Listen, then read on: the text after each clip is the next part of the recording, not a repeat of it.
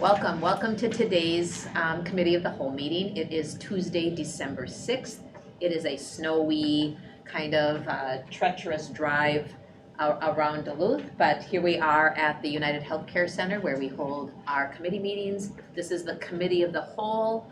That is a meeting where we get presentations and information. Board members have looked over the presentations and we will get an opportunity to ask questions or to hear further. Again, this is the Committee of the Whole meeting. We don't vote at this meeting on any of the items, and we also don't have public comment. But it is an opportunity for our community to come in and be with us and listen and watch. We also know that we are putting this meeting up on our YouTube site, and it usually gets there just a few hours after our meeting, and so we appreciate our technology department for all of that work. And we look forward to when we move into our new district service building up on the hill, when then our board meetings will again be able to go live stream, and our community will enjoy that opportunity as well. So I want to welcome all of us here, and I'll ask Member Sadowski to take the roll since Clerk Oswald is also recuperating from surgery. Member Dirk Dieter. Present. Member Kirby. Here. Member Lafleur-Kemp. Here. Member Lofo. Here. Alana's excused. I'm here. Member Sandholm. Present. Superintendent Magus. Here. Assistant Superintendent Bonds. Present. Finance Director Simone. Here. HR Director Severance. Present. And then Board Secretary Patty Paquette is excused. Board Secretary Carol. Here. And student reps are obviously excused. So. Thank you. And again, because we have no motions and no voting, then we just turn our Committee of the Whole meeting over to our district leadership, and this afternoon it is Assistant Superintendent Bonds. And so thank you. Thanks for all the work on the presentations today. Thank you and good evening, everyone. So we're going to start our first presentation with Chief Operating Officer and Principal Consultant, Dr. Brent Kruger. He's going to be providing a strategic planning update, and I'm pretty sure Superintendent will be chiming in as needed. So I'll turn it over right away to Dr. Kruger. All right, well, thank you for the opportunity to be with you this afternoon, evening. It's snow, it's hard to tell. We're going to work on a couple of things tonight. One is intended to give you an update on where we're at with the planning process and some key next steps. Ideally, when we had this scheduled, this was meant to be our return to the board night, because we started with the board at the very beginning almost a year ago, and in the classroom to boardroom, that's how we started, and then we do work away, and tonight we were coming back to the board. So we're going to modify that. We had a conflict on our last session that is now rescheduled for January 4th. I'll talk more about that. So we're going to give you an update on the process and the plan, and then I've got some work for you to do today. So we're going to have you do some initial work around the strategic roadmap, which we'll talk about. So the classroom to boardroom, the purpose of tonight is to just again review the process. I know you've seen this a few different times. Update on work completed. We have fresh off the presses a final draft for our desired daily experiences for students, families, and staff.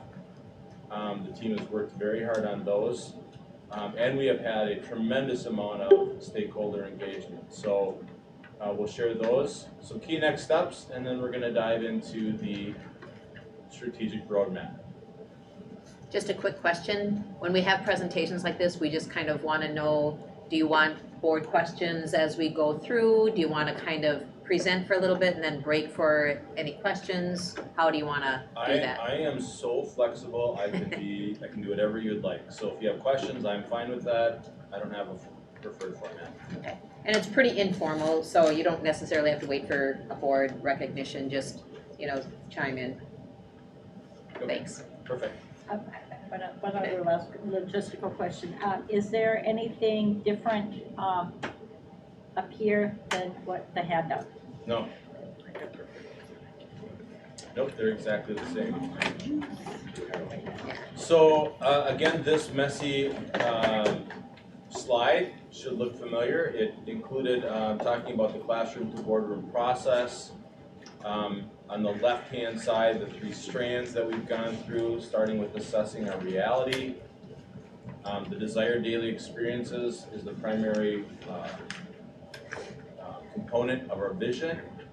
And then our last planning session, we actually started moving into the strategic planning, operational plan process. So we'll talk about that. And then yet to come, we've got the school board updated governance plan. Again, this is a modified process because this board has already been working on that. So we'll finalize that as we complete the plan. We plan to be completed around February 9th. That might be a little bit, we'll be just a little bit past that with our reschedule of our last session, but we're going to be close. We have another plan update on February 28th. Again, that's tentative, provided that we can get everything complete. That's where we come back to the board and public with the final version of the plan. Between now and then, after the board has completed the strategic roadmap, we will have one more opportunity for public engagement. Basically, we went out and we said, what do you want in your desired daily experiences? We're developing a plan, we're developing a mission, vision, core values, and then we take that out to the public and say, this is what you told us, here's how we plan to deliver it.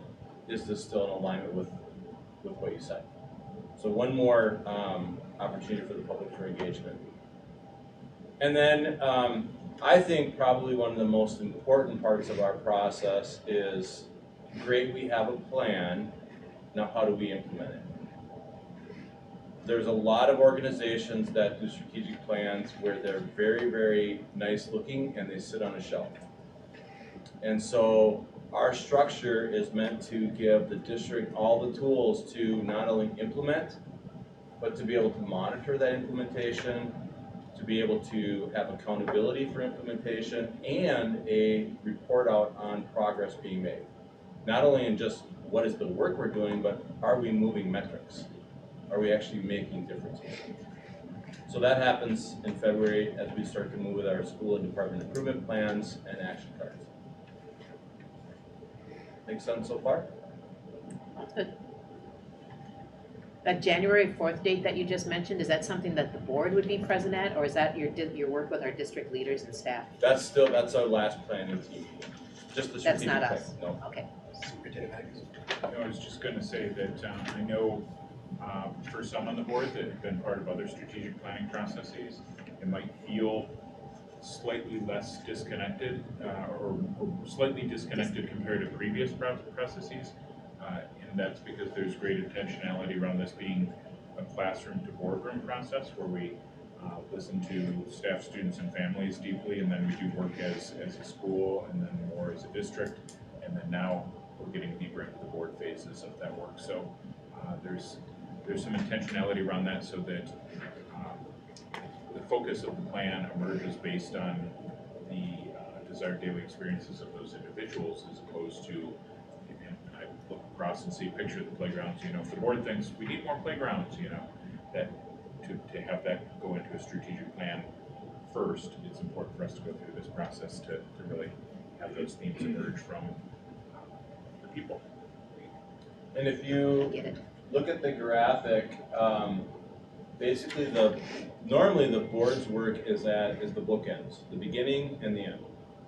And so we are just coming on the part of board work at the very end of the process. Now, at Duluth, we have done a couple of modifications to the process because we've actually been doing work throughout the process along board governance and as well as development for the board too. So, but now the focus is going to shift after the 4th of January to the last pieces of the board work. We look at the components.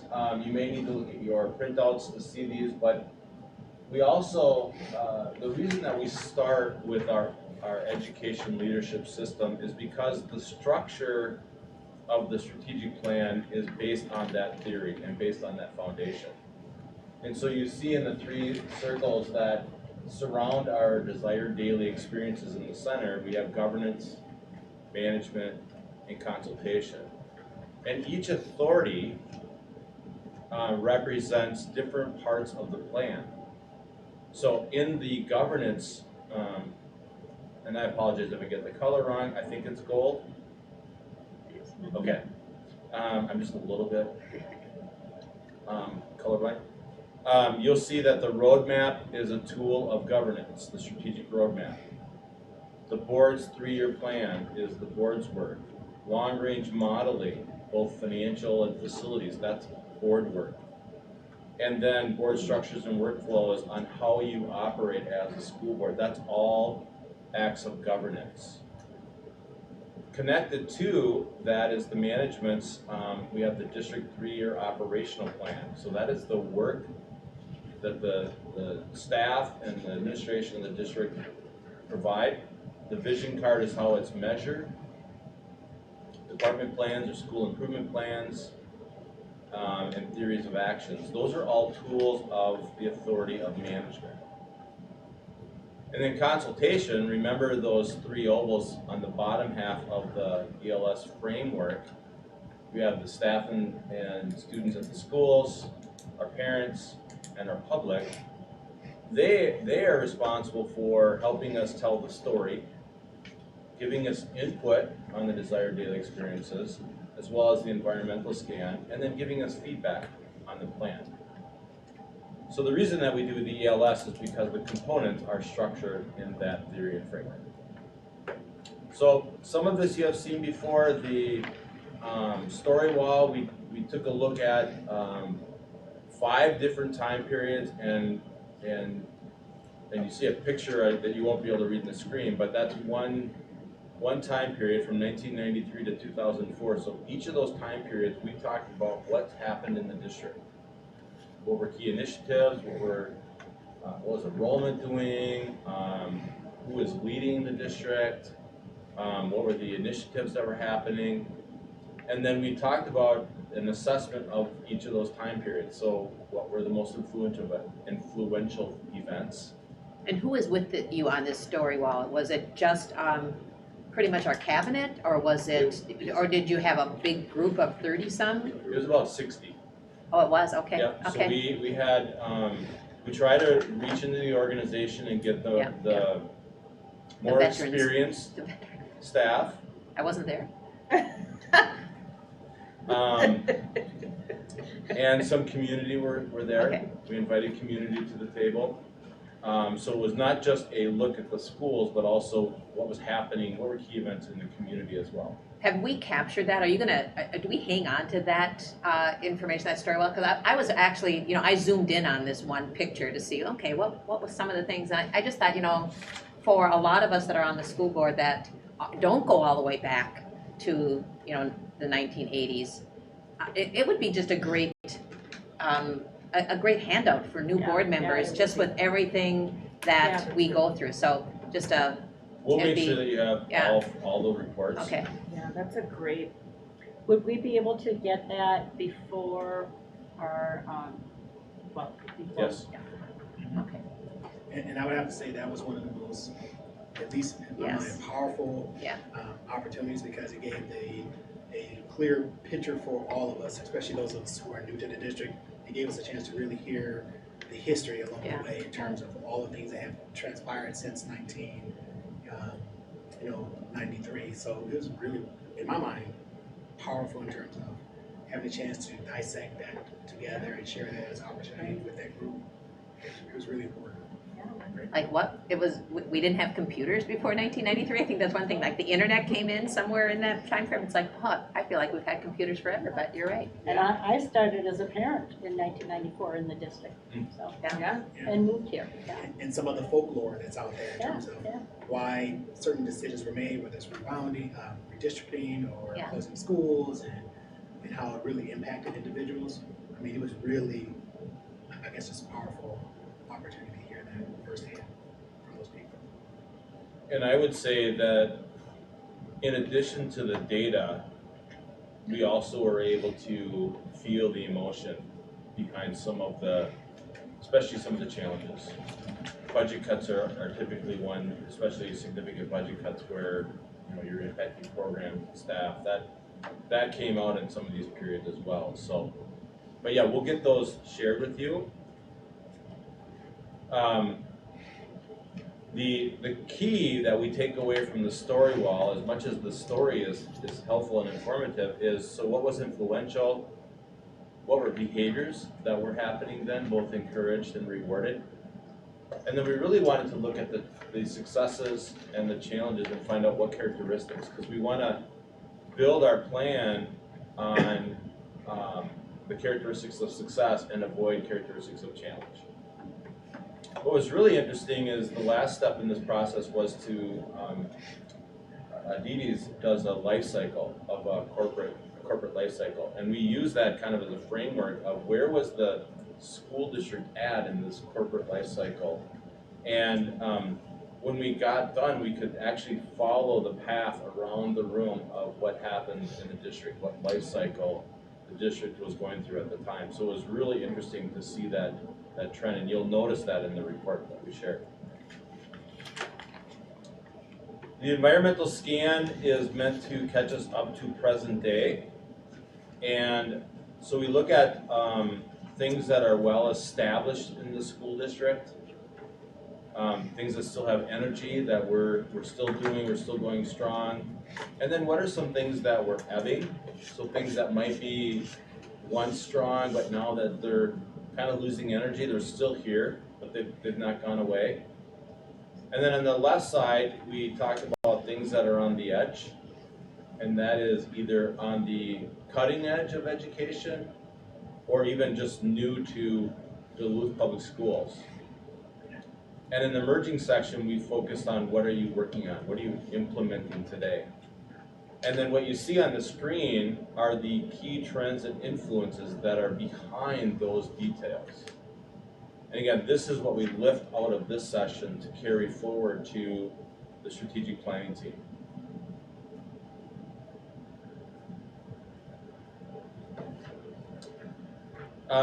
I kept the desired daily experience data in there because I think it's important to know just how much of an outreach and engagement the district has done to really hear from as many voices as possible.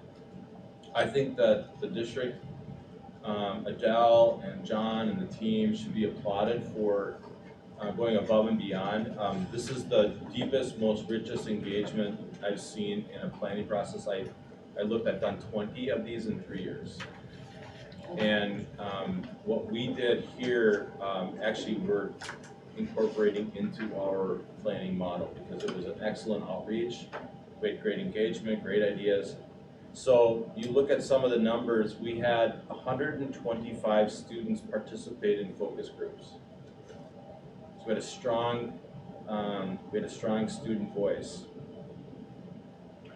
I'd also like to comment and say thanks to the board, particularly Member Dirk Eater, who suggested we have a focus group for our elementary students, because sometimes districts tend to look at their secondary students, but we felt like even though our students were younger, they had some things to share that were very much worth listening to. Could you say that again? You said the deepest, richest. I just want to like put that down, and then when I'm having a bad day, I can read that little quote on a card again. So you said like the deepest and richest like engagement when it came to this process. Yes. That is great. That is wonderful. That's great to hear, Ray. I appreciate that. Because I think, and Adele really paid close attention to all vehicles of trying to do outreach. It wasn't just survey, or it wasn't just, we're going to go to a meeting. We looked at all different kinds of ways to get out and to hear different voices. So we had students at, for the first part, the focus groups at the secondary schools, a couple in each of the middles and a couple in each of the high schools. We had 8 family groups that met, about 30 parents. from all across the district, covering all aspects of the school district, elementary, secondary, etc. We had 5 different groups of staff, including one of just district level staff or district wide staff that are around. About 45 people were in that session. And then we had 4 community engagement sessions, about 45 total participants. There was a blend in those sessions of parents and community members, so some of the parent information was kind of merged from both sessions. So again, really rich collection of focus group data. We then took that data and we built draft desired daily experiences. What you're seeing on the screen are the final drafts, but we built an initial draft and then we used a survey. We used other group meetings, other outreach to get feedback on what people thought about the draft statements. And by and large, the focus group work delivered a good product because there was some pieces that we didn't have in there that the public provided, but we did a pretty good job, I would say, in our draft statements. And we ended up tweaking things instead of throwing it out and starting over. So, and I did not bring the survey data, but we had thousands of responses of parents, thousands of responses for students, and not quite 1,000, I think, for staff. And I can get the data, but we got good feedback. And so these bullet points are kind of culled from the majority type of comment they created, or were these, I know I did look at the survey, were these bullets that they would just select? And so these were the bullets that were selected the most in those groups? Good question. The survey basic structure was, when you look at the whole list, to what degree do you agree with them? That's number 1. Number 2, we said, when you look at that list, prioritize them 1 through whatever there is. So then we could know what's most important. And then the third question we asked was, what is missing? And that's where the open-ended data came. And what we found is that when we asked that what's missing, the data set is smaller than just casting a wide open net to say, what do you want it to be? And it's more efficient to be able to do that. So that's the 3 parts. So when we say desired daily experience, and I'm just looking at the students right now, this is how our students feel now, or this is what they would like to realize every day? This is what they want in the future. This is what they want in the future. And some of these may be to some degree present, some may be, for the middle school students, the longer lunch isn't present yet. So that when they were filling, well, we've heard a little bit about lunches in recent weeks. Every day.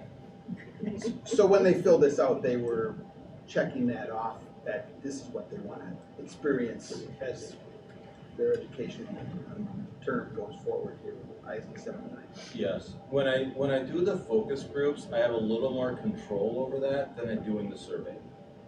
So even though the survey is clearly worded that these were visions of the future and give us feedback on that, there are folks that took the survey and was evaluating if it exists today or to what degree does it exist today. So we had to kind of sort through some of that.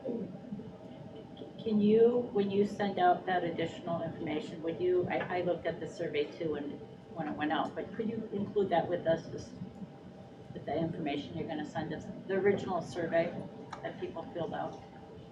Of the 3 groups, you mean? Yeah. I mean, not the full The answers, just the question. The question? Yeah, just Oh. the question, yeah. So you want to see what was the original draft and what's the final compared to the final? No, I just wanna see what the questions were that were asked. The questions were the original desired daily experience Okay. statements. Okay, So really what you're asking is, what did we start with? What did the focus groups produce? And then how does it compare to Okay, this? okay. That's what you're asking? yes. Okay. Can I ask a quick question? Yes, ma'am.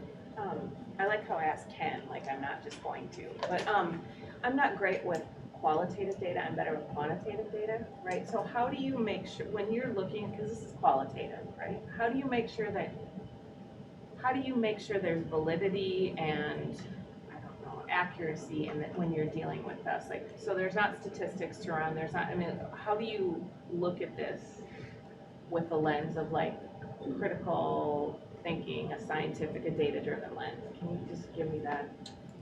Yeah, so I am I'm a former math teacher, technology coordinator, same thing, financial, business manager, so I'm all about numbers and quantitative, so, Yeah. cause I like to have hard data. Yeah, so is it like the preponderance of more kids are saying this than this? Yeah, so what we do is we start with themes, Okay. because, we ask, when we look at, 5-6 pages of data, what are the themes that are arising? And then we go back to, as we're trying to flesh out the themes, especially in the students, what did they say? So we try to pick up the student language, because that's actually the hardest group to do, is to capture, are these really, do your students see these as their words? Yeah.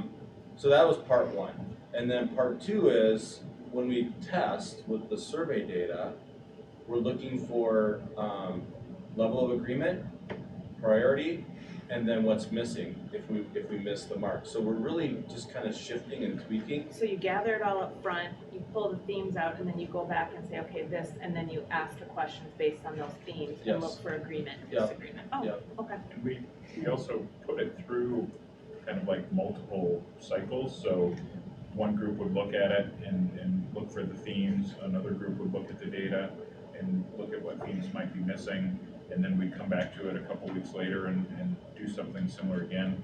And so that was the production of the draft. So that was the draft of what we believed we heard. So then when it went out as a survey, people gave us a lot more comment about, well, we really kind of mean this, or we're thinking that it should be a little bit more this way. So it allowed us to tweak that draft in a more solid direction, and we actually did that another 2 or 3 times as well. So So you're looking for confirmation. looking for confirmation. Confirmation. Okay. And some of the things, like looking at the desired daily experience of students, my school meals have a variety of options, and I'm given enough time to eat and socialize. I mean, in some ways, when we're thinking about like, what does a student need as adults, we might not be thinking about choice and time and fun with friends at lunch, but that's something that surfaced again and again from students. So to not have that in there it'd be us kind of juking the system unfairly. So we wanted to make sure that that voice was there too. The other thing I did, Kelly, too, was I went in and I disaggregated the data by race, by gender identity, just to see, making sure that if there was a smaller set of people responding in a category, how did that align with the majority of the survey results? And they were all the trends were almost identical. So we were, Well, that's good this then. is representing all voices. That's great. And Dr. Lake from Assessment and Evaluation was, it has been a member of that steering group, and it was really impactful in that work too. The reason why we spend so much time on the desired daily experience is it drives everything else that we do moving forward. So all of our planning, how we're measuring, when we get to our vision and mission statement, that's all driven by this, because this is what your students, families, and staff want you to deliver. One thing that comes up once in a while is this everything that we're supposed to deliver? And the answer is no. Yeah. Right? Because students don't come to the table and say, make my class harder, more rigorous, so that I have to work harder and get better grades. Students don't think like that, right? I want longer time at lunch so that I can socialize and eat, right? But parents bring that to the table. But you'll wonder, like, well, we're doing this, but it's not here, it doesn't represent everything you do. Okay, does that make sense? So the families, again, I won't read through them, but you have a chance to take a look at what your families are saying for desired daily experiences from both the family perspective or the parent perspective as well as for their child. So parents wear two hats. And then the staff, the list of desired daily experiences for staff.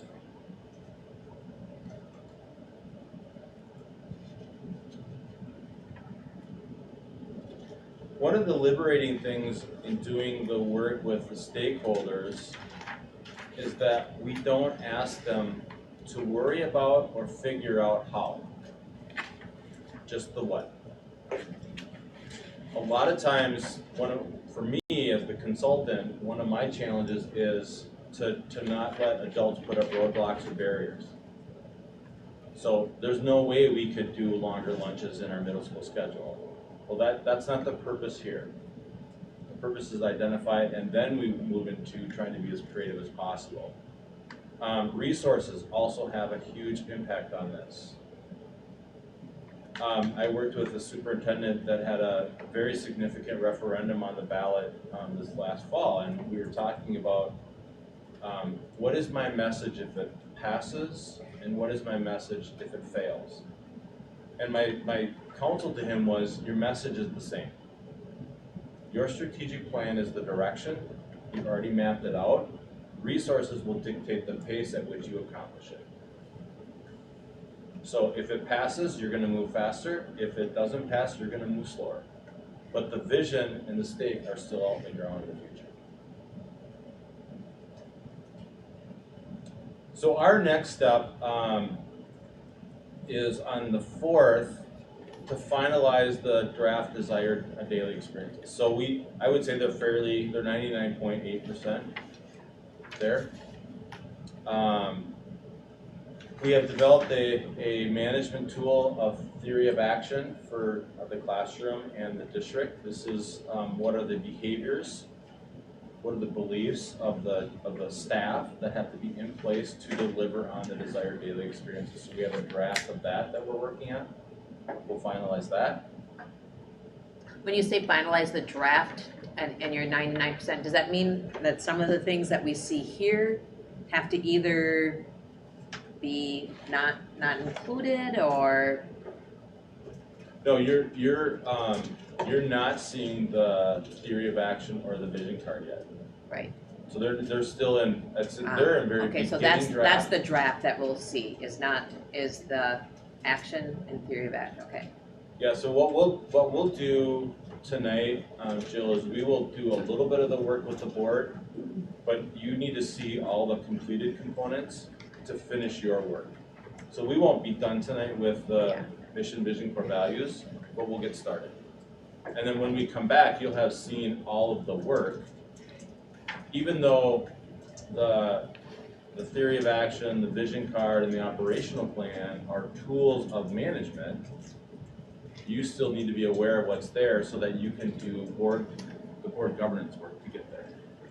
Can you describe the theory of action one more time? Like if you put it into a couple sentences.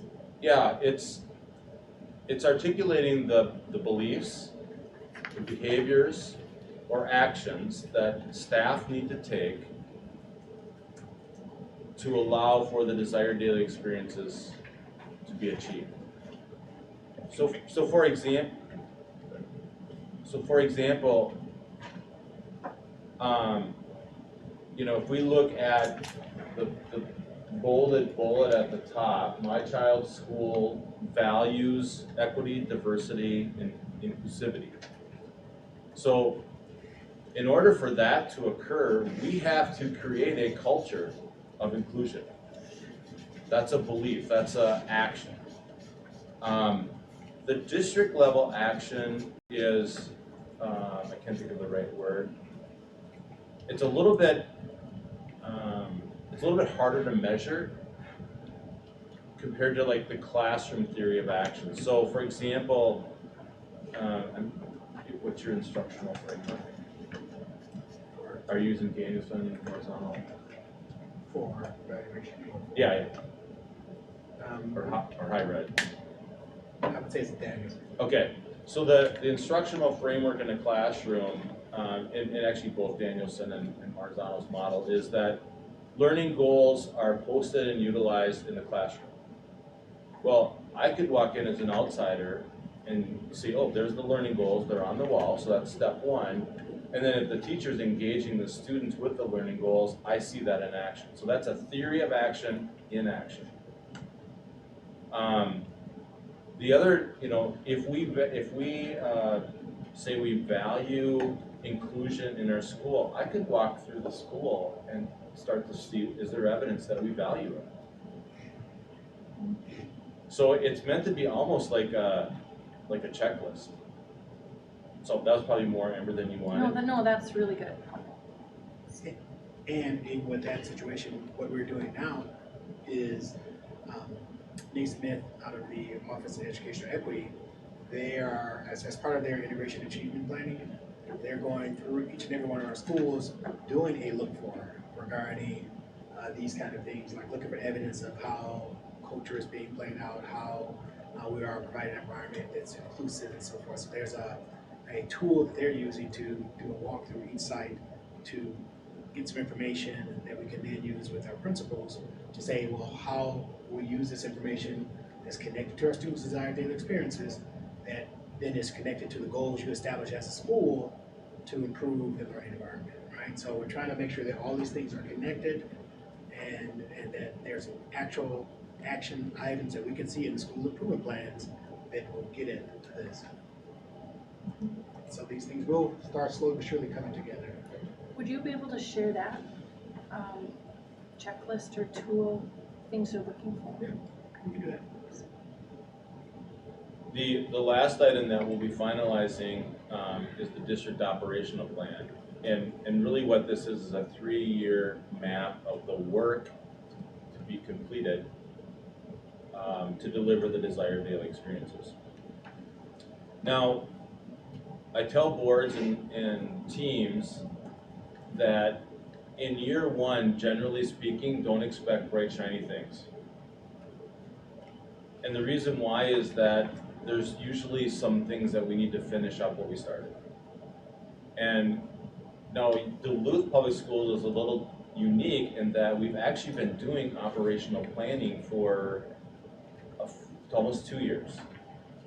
And so the team has been working on wrapping up some things that were started. So our catch-up list I gotta change my pronouns. The team's catch-up list is smaller than many other districts. Usually I come in and the first year of a plan and the operational plan is so full of things, there's no way they could ever possibly get any of that done. And so I have to push them to push it out into future years. So the operational plan is what is the work we're doing. And we have 3 different levels of work that we talk about. And then in the out years, the question is, what do we need to think about or study or research to move us along the path of delivering the desired daily experiences? So that's the new R&D, the new thinking. And sometimes that might be an initiative or a product that we know that we want to study. Sometimes it might be as something simple as parent engagement. We want to increase parent engagement. We don't know what we need to do, but we want to study that. We want to think about how we're going to improve or increase parent engagement. So that's where we're at on the operational plan. We did an initial brainstorming session a few weeks ago, and we're bringing that back to refine. In this model, I would argue there are 2 pivotal and foundational components of what we do. I think the desired daily experiences are unique, and I've not seen anything like them in the industry. And as a consultant, or actually as a practitioner of the traditional strategic planning, I think it's highly beneficial to ask what you desire for an experience instead of what do you want us to do. And the second part of this, both as a consultant and as a practitioner, is the district operational plan.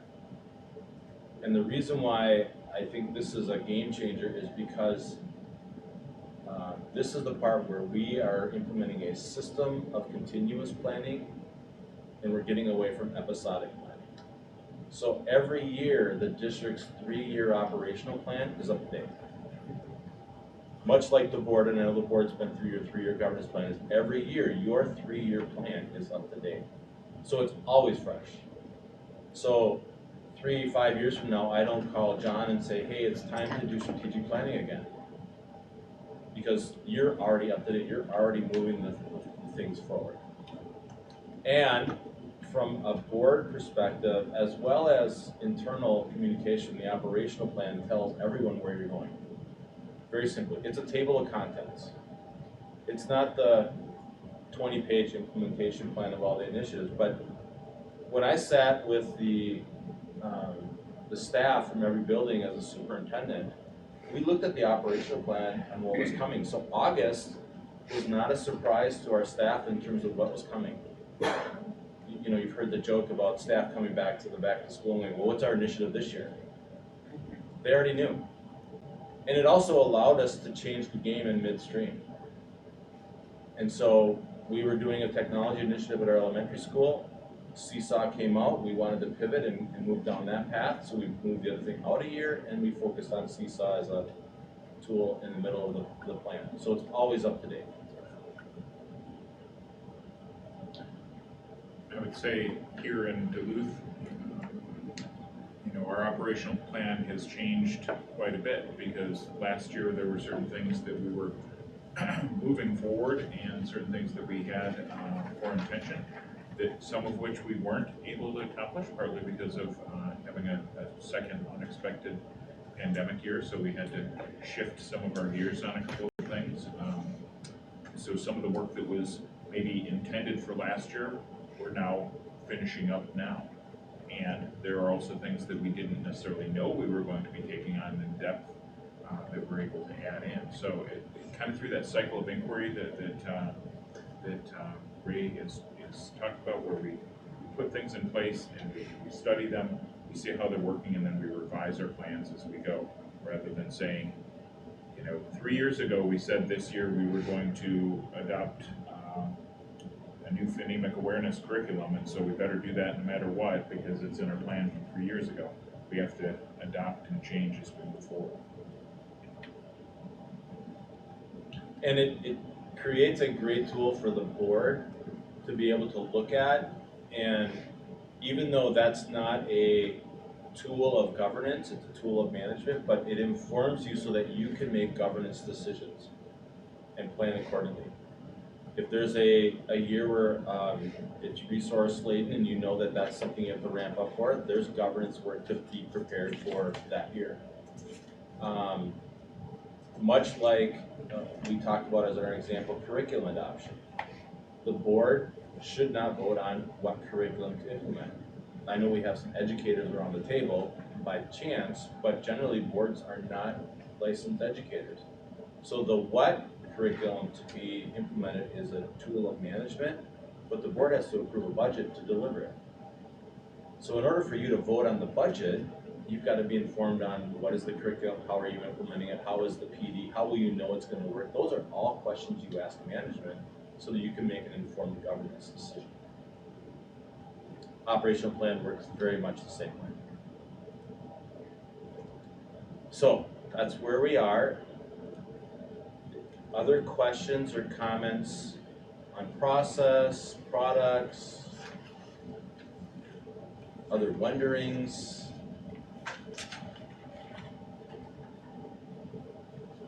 Can you summarize again what is next for the board?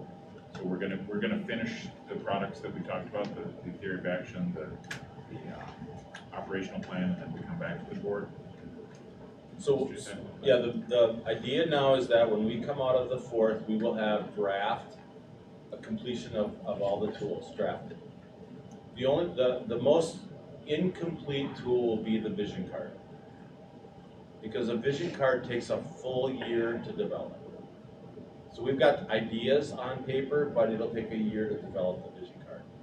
Everything else will be in a pretty finalized draft form that the board will get to review. And then when we come back to finish your strategic roadmap in January, you'll be basing that on the work that's been proposed in the plan. Rosie? How does all of this then continue to roll out to all of our staff? Okay, I know they've been involved, there's been lots of opportunities for engagement at different levels, but how do we continue as a district to keep rolling out these parts? Well, the good news is that the district's done a great job communicating so far. I think that continues. I think the constant prioritization of making sure that you can do what's on the plan and not overpromise in terms of how much you're trying to do. Because again, there's a couple of places in this process where the consulting is I gotta earn my keep. Getting districts to move things out into year 2 and 3 is one of the other challenges. Because we wanna do it all today. And even though the team will come up with a final version of like the operational plan, there's only 2 positions in this district that can actually see up the organization and down the organization, and that's John and Anthony. And so we not only have to look at the items, but we have to say, what is the capacity at our elementary schools to do this work? What's the capacity at the middle? What's the capacity at the high school? John, as superintendent, has to look at Anthony because, well, he's sometimes 2 people, but most of the time he's one guy trying to do a lot of work, but we can't give them 50 new initiatives to oversee. We're setting them up for failure. So you have to balance all of that as well as the board's work. And so it's a constant, the long answer is it's constant communication over and over. And staff start to see appreciation when you can check things off and say, this is now done. And I agree, the communication from where I've sit has been really continuous and ongoing. So you put it out there in lots of different ways. And your point is well made, and so I agree, the way we've been doing it, Adele has been doing a really good job with the superintendent's newsletter, she keeps updating our website that has strategic planning there. And so, as district leaders, we are making a concerted effort to continue to bring up some of these aspects. Like I'm sure our principals and others are really comfortable with the desired daily experiences because we bring those things back up in many of our meetings throughout each week, right? So we're making sure we do that. And we have a teaming structure that we're still making sure we are fleshing out in terms of our leadership team structures, starting with the superintendent's senior leaders, from our cabinet plus, our principal level meeting. So we are all on the cabinet and cabinet plus teams, and during that process we are discussing our strategic plan, our strategic action cards, and then we are making decisions on how do we cascade this information to the sites. And it's usually through our directors of the sites who work with our principals to make sure that we are discussing these things in further depth at the principal level meetings. And then we're working with them to say, okay, how are they using this information? We're cascading that information to their staff. So we're trying to be really systematic in how we communicate up and down the organization. So I want to share that with you, John. Thank you. As you said, it's not like we're waiting for a big unveil. Much of what's emerging we're using and working towards it as we learn about ourselves through those desired daily experiences or through examining what must come next. I've also had, from more of a pragmatic, how are we going to communicate it? I've had Adele has done kind of some comprehensive research looking at other districts around the country and what does their final product of strategic plan look like. So if you can imagine kind of a glossy guide with interesting photos and engaging graphics that really kind of tell the story of what we're doing with the strategic plan, that will be part of it. But then there will be kind of one pager, kind of a executive summary of what it is that we're doing, so that everybody will be able to use it. And that'll be part of our webpage redesign too. So it's going to be really permeating through the organization when we're done. Thank you. Thank you. And on that note, I'm trying to digest all this, and I do really like what we're seeing here with and the data we've collected, that you've collected with the desired daily experiences for family, students, and staff. I think this is all good information to build on as we work on a strategic plan. So how do we as a board, or how does the ISD 709 district make this part of our DNA and into our future? How do we kind of, and where have they done that? I mean, you can come up with a strategic plan and, okay, this is where we want to go now, but boards change and administrations change, staff changes.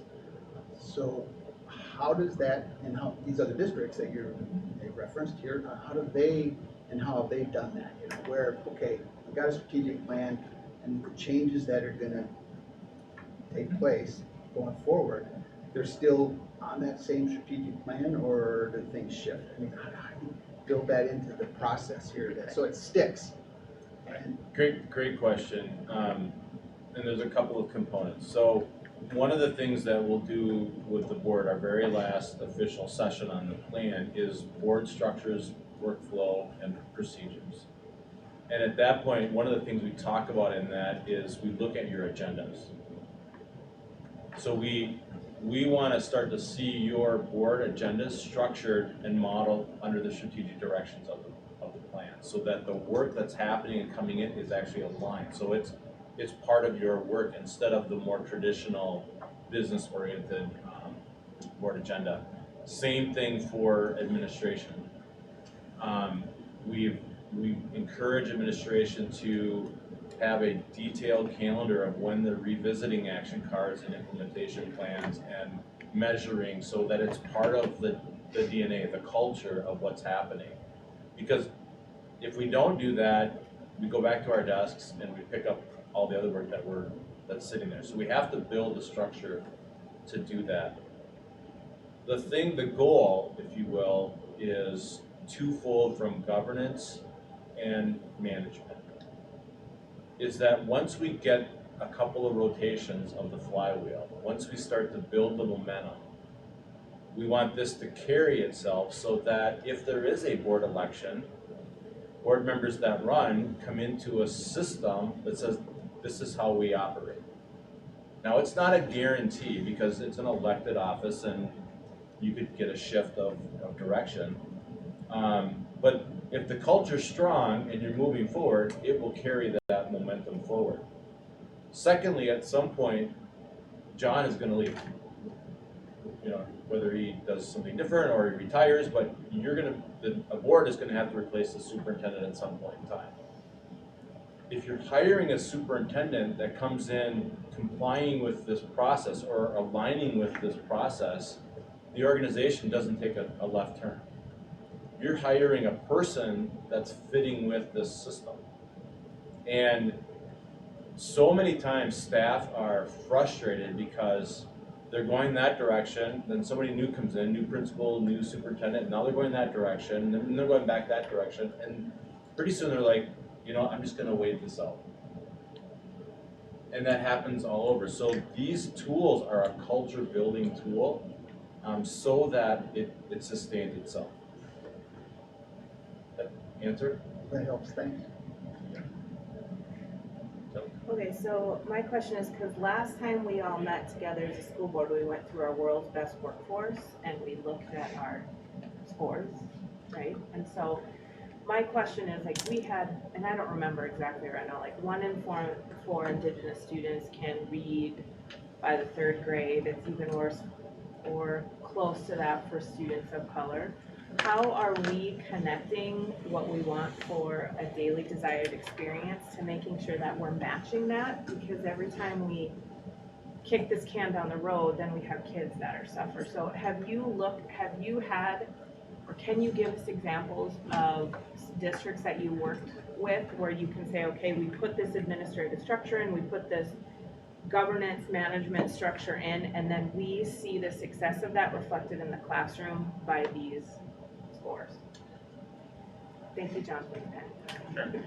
Yeah, remember that, and I'm making up these percentages, it's not, 80% of what the district does, they're gonna continue doing.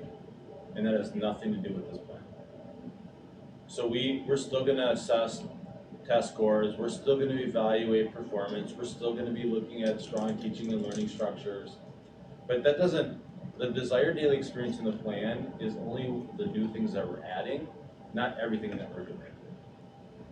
And so, But I mean, like, if that's the answer, then what's the point of doing it? So that we have a desired daily experience for students, that's great, but then we don't see any reflective improvement in test scores. Like, that's when I'm trying to make these connections.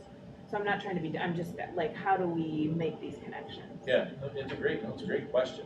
And I'm not sure if maybe you can expand on it, because I want to make sure I'm hearing clearly as well. Like I shared earlier, right now, schools are in the process of completing the development of school improvement plans. As part of their data set that they reviewed was the desired daily experiences from students and staff. So when they met, or when they meet with their CIT teams, their continuous improvement teams to develop school improvement plans, that's a piece of data that's being considered as they're making their goals for the school year. So that's how we're keeping it fresh. But I'm with you in terms of how do we make sure that the goals that have been identified and the action steps that buildings take will influence better achievement outcomes or better Yeah, that's what I'm cultural trying to make those. outcomes. So I'm assuming the way that then the CIT teams are run and some of the goals of the CIT teams then are gonna be reflected in the desired daily experience. Or no, It's informed by. it's informed by. So, if I am a student and I don't come to a school where I feel accepted, cared for, and respected, regardless of the color of my skin, the probability that I'm going to achieve well is not going to be very high. Yeah. So it Agreed. is connected. If you think of the work of this plan ultimately as a high-level table of contents, and all the other work that happened in the district it's all spread out. The world's best workforce is read well by third grade, graduation rate, what's the third? Achievement. That world's best workforce has 3 components already. So you've got that work, you've got another set of work, you've got the other set of work. How do we get all of it aligned? And so what we're trying to do here is pull it all in, so it's vertically aligned, and it starts at the very top with the district operational plan that matriculates down to school and department improvement plans, that matriculate down into how are we making changes in the classroom. And at each level that we move down this tier, we're adding depth and detail.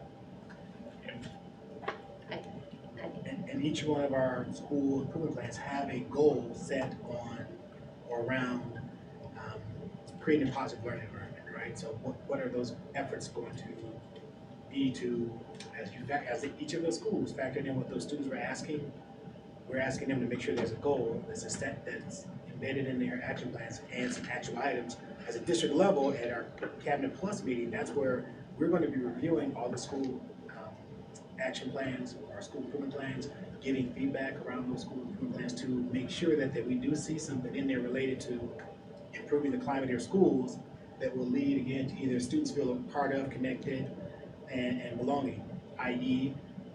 if it's going to be the second step curriculum, making sure that second step curriculum is being implemented. For example, if they're going to do anything related to improving their PBIS, their positive behavior interventions and supports, structure in the buildings, that they have something in the plan that says, here's how we're going to improve our positive behavioral intervention and supports. Here's how we're going to make sure the resources are aligned to those things, like the addition of the MTSS specialists at each building. They're there to provide resources to each school to make sure that they're focusing on the positive behavioral supports that are needed in the buildings. Again, informed by the fact that that building or the district as a whole, students said they wanted these different things. They want to feel part of, connected, and belonging. So we're gonna be looking for evidence of, did they choose actionable items that's going to enhance that, that's going to move us in a direction to make sure students in each of those sites are getting that. So then if we don't see improvement, right? We have set these goals of, and I think we're all in agreement, like increase reading, all of these worlds. So if we don't see any improvement, then where in this, so then we have the 3-year operational plan, we can look at the data and say, okay, what we did not work. So now we are gonna come here and we use data and we can make adjustments and shift and hope to see improvements that way. So is it setting up a structure and an environment so that you can respond? I think right now, if you look at the desired daily experiences, if you achieve those, you're creating a condition for which you can have success in many other places. And what I mean by that is I used to tell my middle school teachers, if we could create your classroom to correspond to a PlayStation classroom. And my metaphor that I used was, if I take a 12-year-old and I give them a brand new PlayStation with a new game and just stay out of their way, they'll unbox it, they'll connect it, they'll get the game in, and they'll be talking to people all around the world on how to beat the game. And they will spend unlimited time trying to beat this game. If we can generate an environment where kids are that motivated, that excited to learn, we just have to stay out of the way and test scores will take care of themselves. Okay, that's what I was trying to figure out. So we're talking about setting up environments and systems that we can then implement strategies for success, and we know that the success will look like increasing Exactly. test scores. Exactly. Okay, that I'm makes not sure who sense. was first over here. I think Chair, or Member Wilfall, or Wilfall Kemp rather. You said what I kind of wrote down here, desired daily experience. If we're working towards that, will help build that environment and culture of success, so in simple form.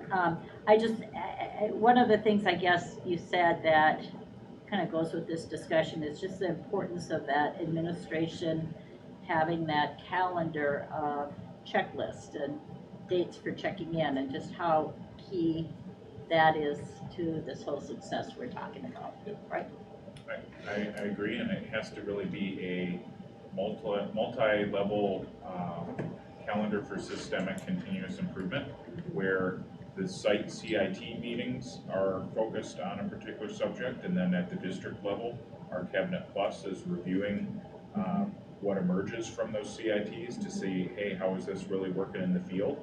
And then we need to report to the board through regular progress monitoring in those key initiatives that we say we're working on. So if we say we're focusing on multi-tiered systems of support, and we're going to focus on, let's just say we're focusing on literacy intervention, then we should on a regular basis make sure that our board agenda is reflective of the work that we say we're going to do. So it's a up and down reporting through the organization. And along with that, we do need to set achievement goals through our strategic planning or our school improvement planning process. And we also set what are the instructional goals and the non-negotiables that we're expecting from our adults too, because we do know that we can have everybody feel good, but we also have to sometimes have adult practices change in order to have different outcomes for our students. So deciding what is a reasonable amount, like so that we're not pushing everybody to exploding without having professional learning and not having those supports. But we also have to have achievement outcomes that are far different than the results we currently have. Colette? Oh, sorry. I know Chair Wolf did. Nope, I didn't. Okay, everyone else is good? I'm just still trying to wrap my head around, so when we're talking about achievement outcomes, and then when I think of a strategic plan, you have your priorities, your goals, the action steps, and how to get there, and you talked a little bit in the beginning about like accountability and reporting and feedback, but then the flexibility piece, I'm just trying to wrap my head around how that fits in. So we're not kicking the can down the road. You know, if we're gonna, I get it, a pandemic hits, we need to pivot and we need to look at something else, for example, but I'm just trying to wrap my head around how the accountability piece and the flexibility piece kind of fit together.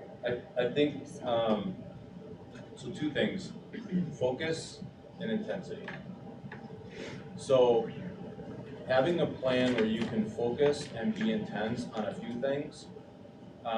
We are notorious, and I'm a 30-year educator, we're notorious for taking 100 things and trying to move them forward a half inch, and nobody can really notice a difference. And what we're trying to do in this plan is we're gonna take 5 things and we're gonna move them forward 10 miles. So we're gonna complete them. And then we're gonna take the next batch and do the same. The planning tool allows the district to be focused and bring intensity to a fewer things than so many things. So that's number one. The second thing is, I love it's probably 10 years old now, but Marzano's Art and Science of Teaching is the book. The metaphor is there's a science to teaching and there's the art to teaching. And you can think of it this way as your 3rd grade math curriculum, whatever is adopted district-wide, is the science of 3rd grade math. Everybody's doing the science. How a 3rd grade teacher delivers that curriculum is an art. And so what we're doing is we're setting up the science. We're trying to get everything vertically aligned, so it's the what we're gonna do throughout the organization. So if you could climb on a stepladder and look at all the work from the district level operational plan all the way down to a classroom teacher. If there's a district initiative, we want to be able to follow that all the way down to the classroom. A district initiative at the top may not be in every classroom. It may be in elementary classrooms. It may be in early elementary classrooms. But we want that alignment to be able to say, what is the science that we're doing vertically aligned? And then we let our staff be artistic in how they deliver it in the buildings and the classrooms. Thank you. All right, so we're gonna move on. We wanted to start a conversation tonight around the district strategic roadmap. This is a board tool, an act of governance. And this contains, for tonight, your mission, your vision, and core values. Ultimately, the team, the planning team, will bring you proposed strategic directions for your consideration. And what we'll do is we're organizing all the components in the elementary operational plan in categories. So we're still moving some things around the buckets, but there'll be a strategic direction around teaching and learning, something around student supports, probably an operational strategic direction, and then some other. So we'll bring those when we come back to the board. But for tonight, we wanted to talk about mission, vision, and core values. Your current mission statement is on the screen and it's in your handout. And in a moment, I'm going to ask a couple of board members to think about the current mission statement. And if we had nothing in the district, if you had no mission, vision, core values, we would lead you through some exercises to develop them, but you have them. So instead of developing, I'm going to ask you to look at these 4 questions. So does your mission statement say, who do you serve? What do you do for those you serve? Why do you do what you do? And how do you do what you do? So to the degree that that's written, a couple of board members are going to test your current mission statement against that criteria. By the way, these aren't recipes. They're not meant to be airtight. If you answer those questions and it's exactly what's there, you can have a little flexibility. You can have some art if you want your development. So 2 of you are going to work on mission statement and say, is there any changes that you would propose? Stick to content and themes, and let's not wordsmith tonight. So is there a component missing that you would want to add? Or is there I've had a board member go, that one word in that mission statement, I couldn't wait to get rid of it. I'm glad we're doing it, so I want it out of there. So if you have something like that, we want to capture. But if there's, this is not meeting the target, or we want to make a shift here, that's what tonight's for. So 2 of you are going to work on that. Two of you are gonna take a look at your vision statement.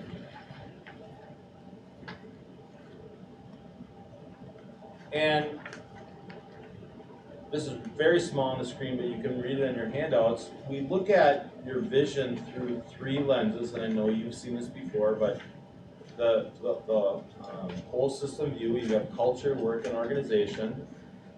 But does your vision statement answer some of these questions? Again, this is not meant to take 11 questions, get an answer, and that's our vision statement, but do you see answers to these questions in your vision statement? If not, are there any suggested themes or changes that you would want to make? Questions so far? So some of you are going, okay, I want to do mission, and I want to do vision. The third group is going to work on core values. Now, this slide says core values, but really these statements for your district are belief statements. And there's nothing wrong with belief statements. Many districts do that in their strategic planning.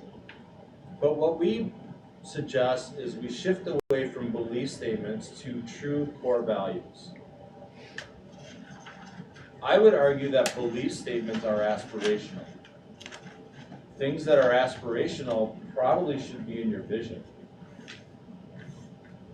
Core values are what you make decisions from. So what we want to think about tonight is, what are some core values of this organization and the communities that you serve that are embedded? They are here today. They are things that, they're unwavering values that you know you would make decisions from, or that would govern your work or the organizational work. And so Robin Ross has these definitions between beliefs and core values just to help you see the difference. Again, nothing wrong with beliefs, but generally they're aspirations. And we're looking for guiding values from the board and the organization. So at Teamworks, what we do is we offer for you to think about core values as one word. Start with one word. So if accountability is a core value, just all we're capturing tonight is accountability. We don't have to worry about the definition. If it's excellence, if it's integrity, if whatever your core values that you want to capture tonight as a draft, we just want the words. And then when we come back at our next session, we're going to work on definitions, but not dictionary definitions. What does accountability mean in Duluth Public Schools? What's your language? What's excellence mean in your language? And this is really important because this breathes life into your core values that's applicable to your organization and communities, not to some dictionary definition. So two of you are going to brainstorm some core values. I've given you several as examples. Feel free to steal if you like any of the words, but they have to be here today. They have to be something that exists today, not something you aspire to, but something that you know is a core value today. How many? It's typically 6 to 7. I've had districts with 3. So the only rule is that they have to exist today. So I'm going to get you up out of the chairs. I've got 3. Chair, we'll pause for a minute. I just want to ask, is this the appropriate venue to be doing this at a committee of the whole? I mean, this seems like a work session project versus here and now. I mean, it's been an hour now, something like this at a work session. I think that Ray came, knowing that this was a topic for committee of the whole, and I think if we, I don't think we have to go. We're going to come back to this again. We're not going to wordsmith. We're just kind of giving some direction, maybe. as long as we're split up. And we could do a timeline, we could say, take 15 minutes, whatever we can do in 15 Can we do it minutes. justice? in I don't think time? I don't think it's meant to be the end product. Correct. I still don't think this is appropriate venue to be doing this. Okay. But that's just, Yeah. that's just me. We'll give it our best shot. Well, all right. Well, I think we should discuss it. I mean, I just wanna validate, you know, that's one opinion, and I think the rest of the board should share if they feel the same way, share local before we move forward. Maybe we disagree or not with what Paul is saying, but it really should be a board kind of discussion if one board member is uncomfortable with it. I just think that we looked at it, but you know, I would defer to Ray and to our district leaders too, as far as what's this on a, you know, am I wrong in saying that this is just a preliminary kind of opportunity for us to kind of continue on our role as an involved board? Or, you know, I have no, you know me, I don't mind another meeting, it is the holiday, but I think Ray's spending the night if we wanted to come back tomorrow and spend a half hour with it. Or do you think, is it realistic to say 10 minutes? Yeah, so I want to give you permission that you don't have to, just because I created a structure Yep, to work from, you don't, if it's not in accordance with how you operate, don't worry about it, we're okay. Because I could shift gears, we could have an open discussion. And this isn't a one and done, so you have an opportunity to come back. So it was meant to be a taste and a start, but there's a lot of work to do before we're finalized. So if the wish of the board is to table it and bring it into a work session, that's fine, and we have time. Okay. So I'm giving you permission. If you want to have a committee of the whole conversation or discussion around the three topics, we can do that. We don't have to go into groups. I wasn't trying to put a structure on you that didn't fit. And I know, you know, not, yeah, good question, I don't mind delaying. I mean, we've got other presentations here tonight as well. And I know that we asked them to come a little bit later, like we didn't want you here at 4:30 because we knew we had this presentation as well. And sometimes maybe that's a good idea as we go forward, is to put kind of a timeline on our committee of the whole presentation type things. And, you know, if we're running late, you know, we need permission then to say, we'll have you back because, you know, maybe we've spent 45 minutes with a presentation from Head Start or whatever, you know, we get a lot of presentations. And so we could do a little bit more of a timekeeper, because we are a question, we ask a lot of questions, and we have a lot of, and we try to put some good things on the menu. But I just saw this as a beginning type of activity. I kind of knew that, at least I assumed Ray was gonna ask us to do something with those 4 questions.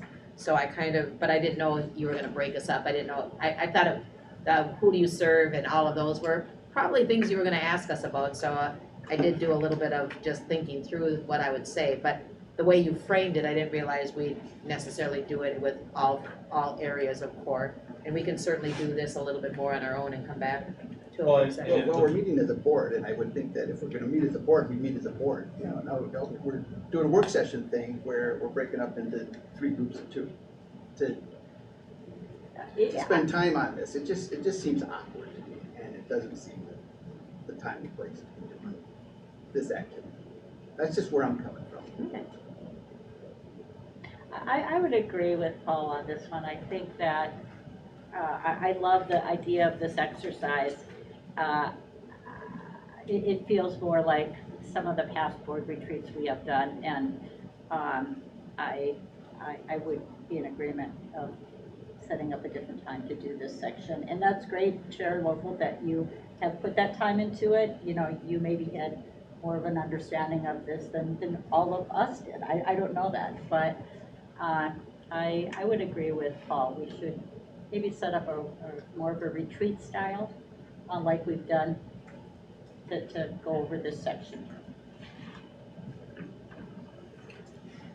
That's fine. I mean, I would rather people. So actually, I think in some ways it's good to have the prompt for people to reflect on, because then if we set a retreat time, people can have some opportunity to really give this some thought and let it percolate.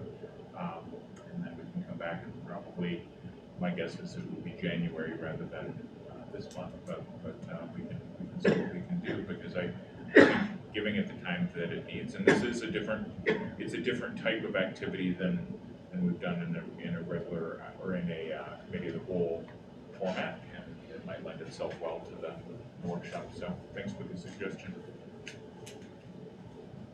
If that's how the group feels. I would rather defer. I mean, it's getting late. I've got another obligation tonight. We have 2 people waiting for us. I think that this is gonna take more time than a few minutes. I defer. I agree with that, and also it's just helpful having it now, so that way when we come together, I mean, I would definitely become prepared and have thought about it and take some notes, so, yeah, thank you. So, you wanna skip to your end, kind of, Did we comments or? pose your February whatever date? Are we gonna can we get it done before then? We didn't screw up any timelines, did we?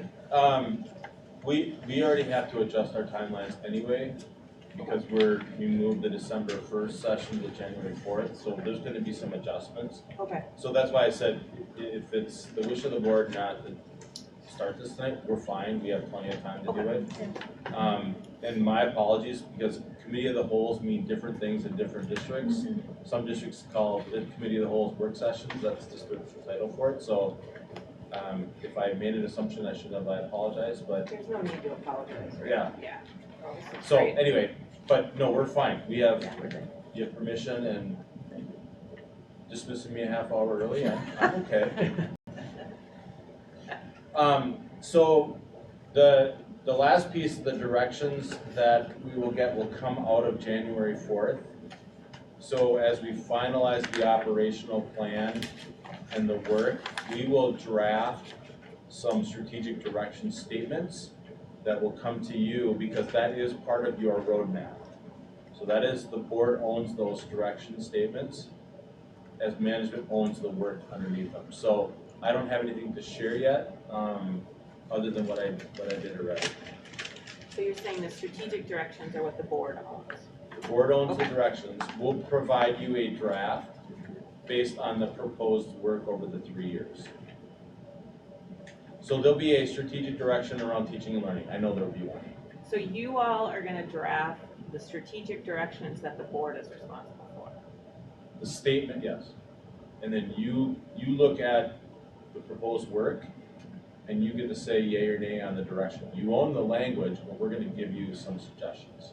We own the language, okay. Yep, it's a function of governance. Oh, yeah, I understand that, yeah.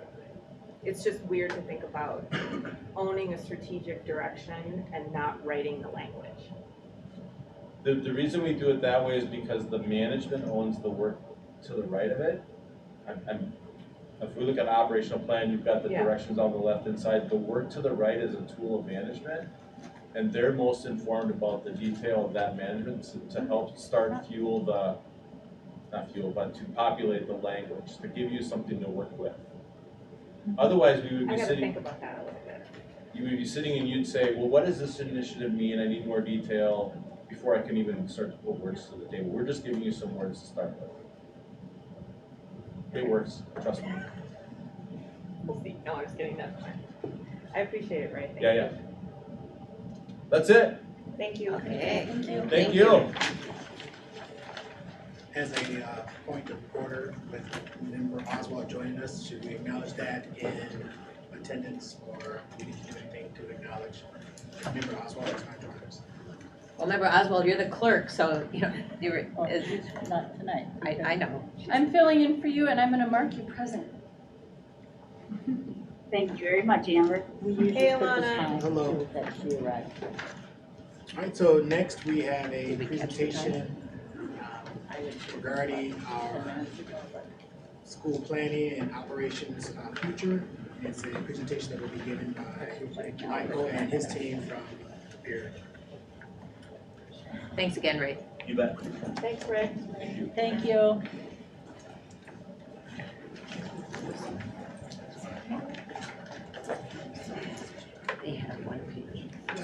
Yeah, but I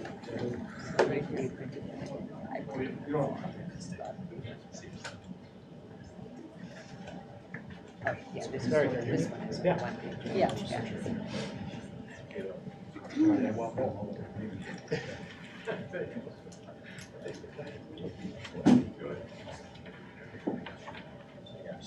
Things pop up.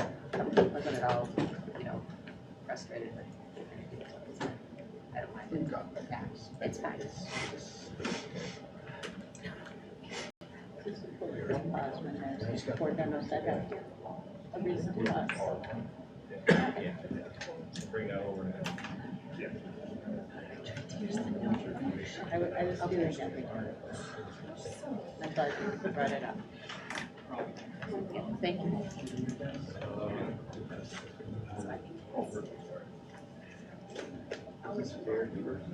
It is, yeah.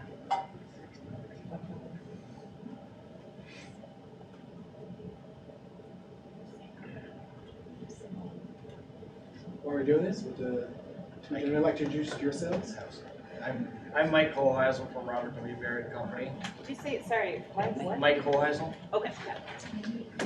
I don't want to guess it. I just said Mike, I don't want to guess it. Go ahead and introduce yourself. And I'm Sam Miller, Barrett as well. And the person in the back is Matt Rantipas. So the three of us have had the opportunity to do many things over the years for the Duluth Public Schools. And we were asked a couple of months ago to focus on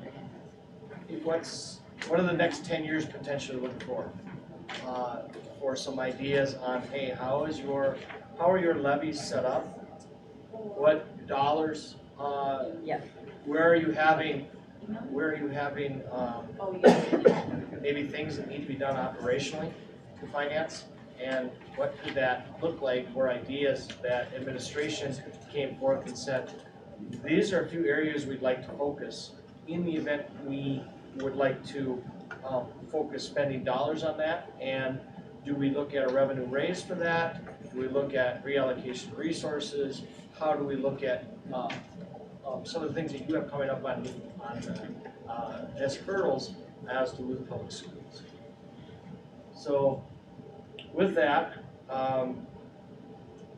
in this handout that you should all have, there are a synopsis of this PowerPoint is included in this handout for you.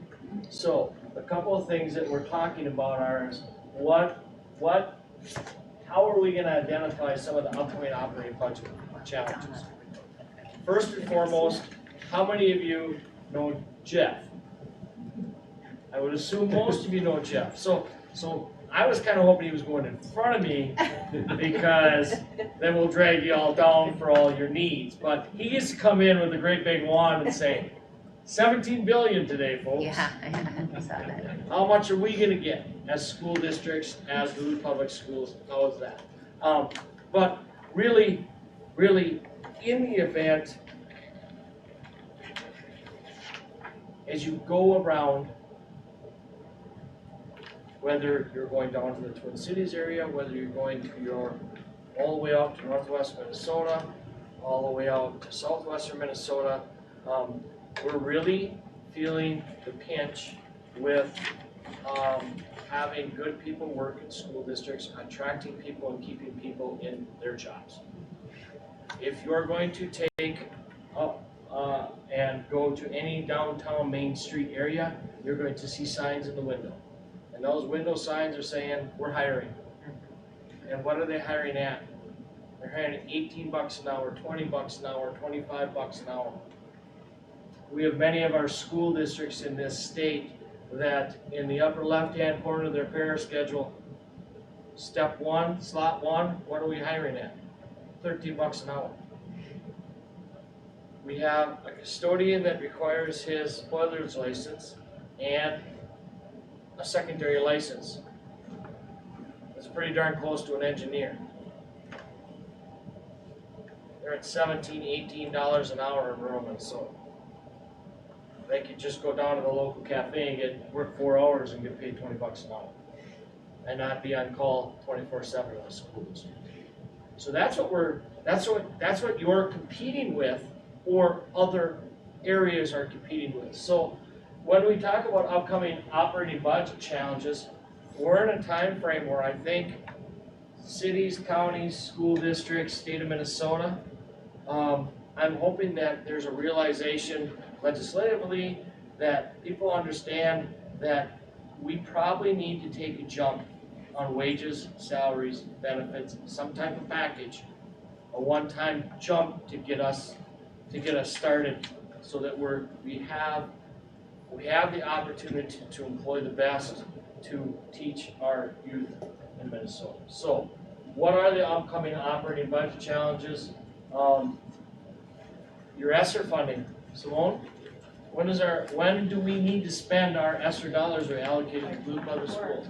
By the end of fiscal '24. So June 30th, 2024, that needs to be spent. Okay? As you're looking at the configurations, as you're trying to design what your education system looks between the four walls, as you react to everything that's getting thrown at you, one of the things that you may be looking at is class size optimization. How can we get the most effective, efficient use of a person's professional time with a group of students that will learn at a similar rate? Scheduling. You're starting to face mandates. So in that schedule, we talk about elementary, your elementary potential 8-day rotation, and in the middle school, the art curriculum mandate being phased in or not being phased in. The last one we already touched on is maintain and attract quality staff. So those are some of the things that, okay, operationally, how do you get money into the schools? Right here, butts and seats. Yeah. What's your capture rate in Duluth Public Schools? How many residents do you capture as a percentage that go to your Duluth Public Schools? Anybody? I think it's about 71. We just got this figure not too long ago. I was shocked. 71, 72. Is that a bad rate? I don't know, what's the state average? I have no idea. State average is only at 80%. Okay, so, Is what? Dr. Queener? Say that again? Dr. Queener used to work at the school district that my kids attend. 80% is about an average capture rate. Stillwater Public Schools, 35 more programs offered than any school district around in the metro area. Capture rate, 71%.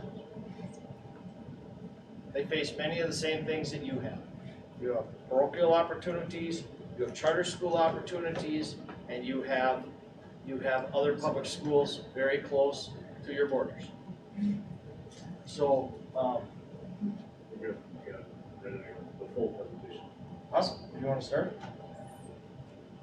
So, the presentation, I'm going to rip through as fast as I can. Please stop me on any slide or the gang so they can interject. Then we'll come back to this single sheet, because hopefully this single sheet is summing up Okay. what the layout is. And if I could just set this up a little bit too, we've talked about the strategic plan, where we're going with the strategic plan, and as Ray said, the rate at which we can proceed with the strategic plan is partly dependent on what resources we have. And so those resources can be what is part of our allocation as we have it now. It could be through other ways of looking at revenue. And then also Jeff Anderson is here to talk about our legislative platform, which also has funding and resource implications. So really, the what is the strategic plan, and what is it that we're hoping to do? And this is really a part of the how. How are we going to be able to accomplish it is really looking at these financial implications and also the legislative implications. So that's how the evening kind of ties together. And if you're paralleling, as you're thinking about what we're putting up here on the screen, how it's easier to articulate legislatively what your needs are. If we get 5 and 5 on the formula and cross subsidy, how are you all feeling? Pretty good. Very good. This is when we were over at MREA 3 weeks ago, Minnesota Rural Education Association, excuse me. I know we love our acronyms, and I'll try to fill out some of those that we'll have, you'll see soon. The biggest discussion legislatively with the 400 people that were in attendance is this is a year not to micromanage and bring one-item shots. Come forward in strength, arm in arm as educators, and ask for 4, 5, 6 big items that all districts can raise up all together and bring forward legislatively. When we do the PowerPoint, Member Oswald, are you gonna be able to see the PowerPoint? Because is it on board book right now, Kayla? No, Okay. because I just need Okay. all the uploads. So is there a way that we can make sure that the screen is visible for Member What Oswald? I'll also do right now Or send it. is I'm going to send it to, is that That's okay? And then I'll add it to. Yeah, that's great. The screen is actually like got a glare on it behind Kayla, and so I can't see anything besides maybe a little blue in the top left corner. No problem. She's going to email it to the entire board right now, so you have it in a few seconds. Thank you. So there are names, Michael Hoheisel, Matt Ratcliffe, Sam Hilly, and I'll just ask the person that's running it, or are you emailing it? Then we're not gonna ask. Just a second.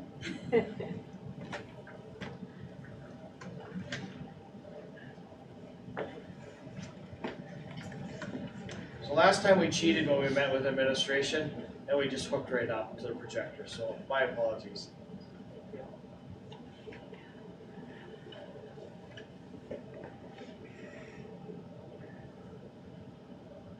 So this slide, when I said butts and seats, there was a meaning that I had butts and seats. Previous to the 2013-14 school year, or going into the 2013-14 school year, I'm going to count kids in Minnesota. Count them as this much of Matt counted this year, and this much of Sam counted was 70-30, and it was called resident marginal cost per pupil units, okay, RMCPUs. We now do it adjusted pupil units. So adjusted pupil units means that whoever is, you get dollars of revenue for who you educate versus before you got dollars of who was in your school district who lived here. Now, why did I talk about capture rate with you? While we're waiting for things to load. So you're about 71, 72%, right? In this time frame, fiscal 14 to 22, have you been able to draw on less students, more students as residents of your district? Any guesses? Less? Are you asking about like If you overall population? overall and what does that population, have? 13, 14, your resident students, what's happened in the last gone 11 down. years? Less and then they've stabilized. There's gone up. We have 100 more students now? Yeah, it was like 20, if you look at the resident student, and this is just people, it would be, I think 2,000, like 2,200, moved to 2,300. Resident students throughout this time frame. So, as you look at this, you had, in the black line, in the middle of the screen, total ADM, 8,300. You're sitting at, in the, just coming out of the pandemic, at 8,081. Those are actual people. And then the bottom line, the 9,122 to 8,849, if you read across, that is adjusted pupil units. That's what you get paid on for a majority of your 145 wonderful Minnesota school district funded programs. Okay, next slide. That slide also that slide also went for, that slide, you can also go grade level project, you know, and see, hey, are we keeping kids, are we losing kids, are we getting infiltration of kids? You can see that. I said 2,000, and I meant enrollment out on this 2,200 to 2,300. My apologies on the capture rate. But there you can see your capture rate wasn't 79, and now it's 76.98. And of course, that only goes through 21 because we don't get 22 finalized data. The department hasn't released it yet. The last time Simone's group's enrollment is updated for the 22 school year was in June. Yes? Okay, you said ours was 76%, but statewide the average is about 80? Yeah. So you're doing, so this is excellent. Put in the right context.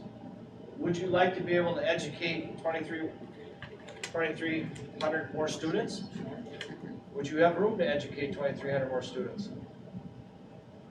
In some spaces, Some Some spaces, spaces. but probably not all. not all, correct.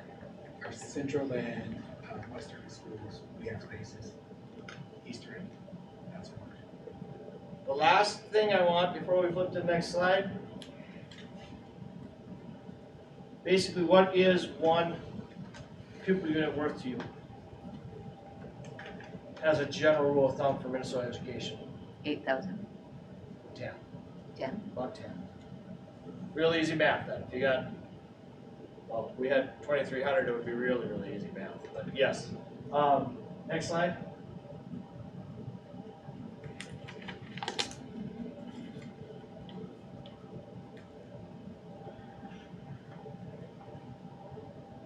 So we did a cross section here of school districts, and what we're showing here, let's see the bottom, Manny.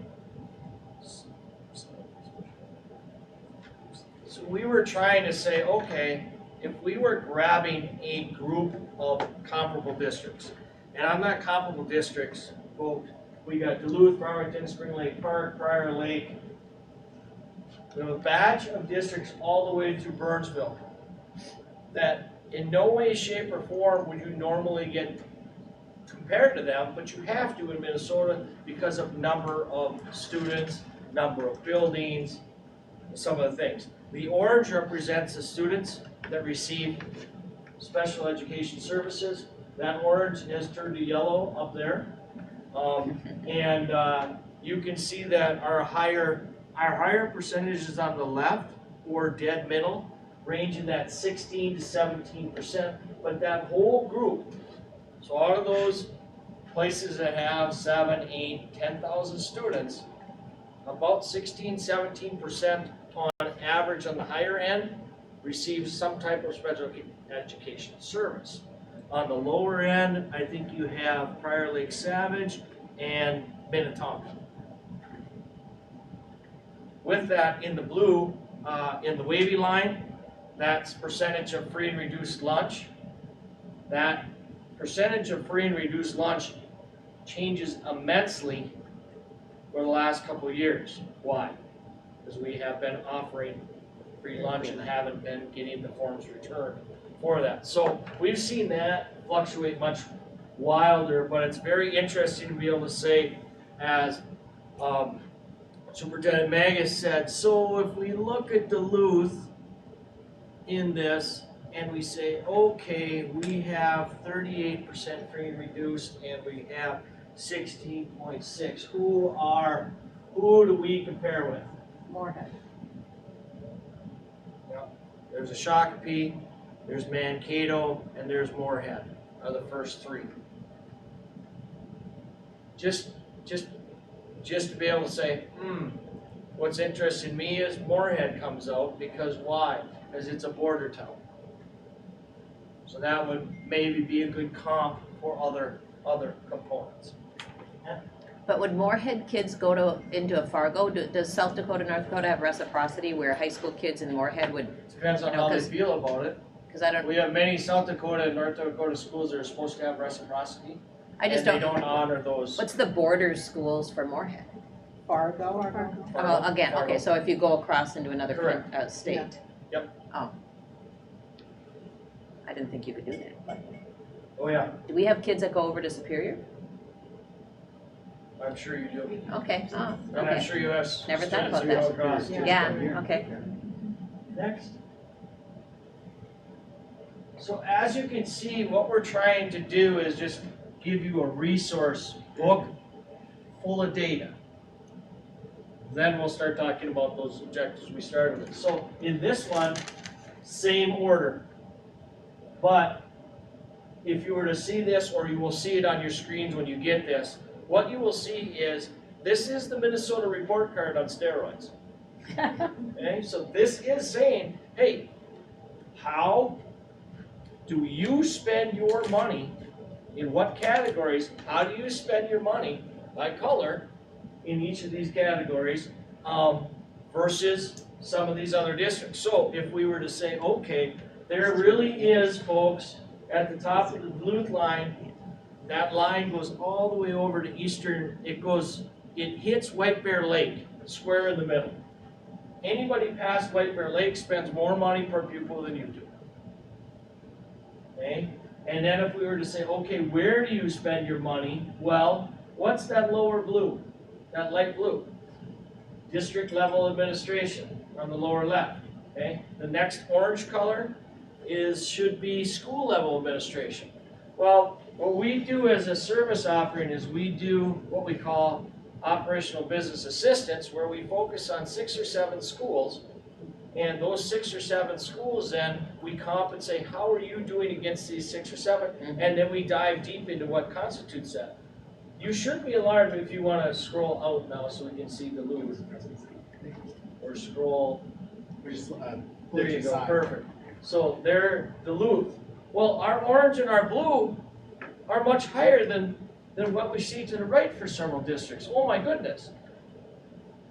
In the wonderful Minnesota UFAR system, Uniform Accounting System, for instance, there was a person that sat on a committee of 11 where all 11 members that were doing review of UFAR spending through a group of people across the state, they all had a safety person, a local, I won't say local constable, but I just did, local sheriff, whatever, that was involved with their school district giving services, right? That person was coded in 11 different areas, not one district had the same code, even though it should be fairly easy with our uniform accounting system to put that. So what I'm trying to say is, this is a look from a high, but if you were to delve deep into what you're spending, you have to dig down and say, how is that dean of students coded compared to their dean? How is that principal who has extra duties with some tech coded?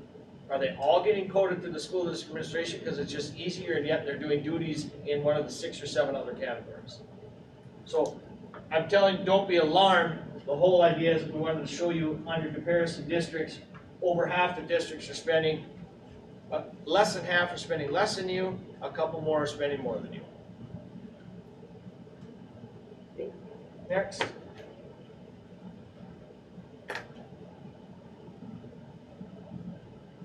And if you could scroll, make it a little smaller so you can see the whole, perfect.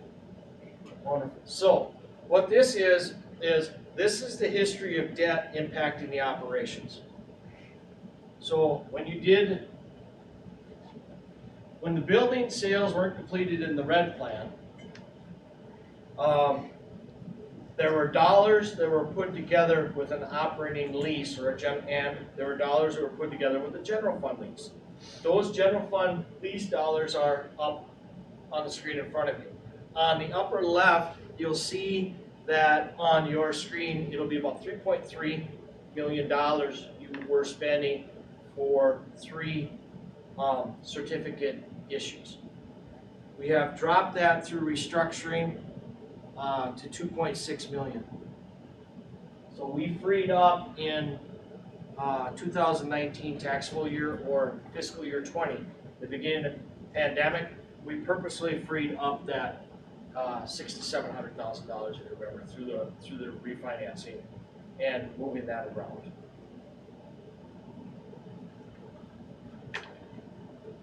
Next.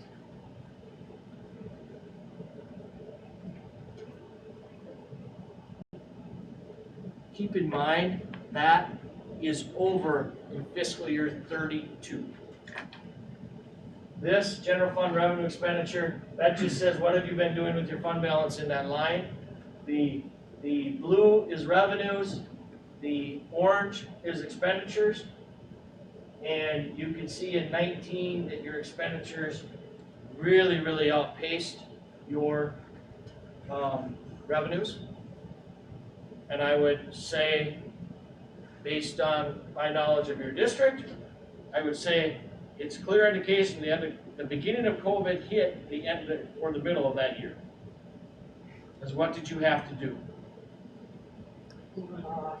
Buy technology. Technology.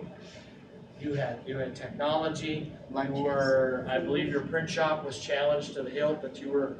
I had heard at one time that you were doing 3,800 handouts a week Yeah. and delivering them.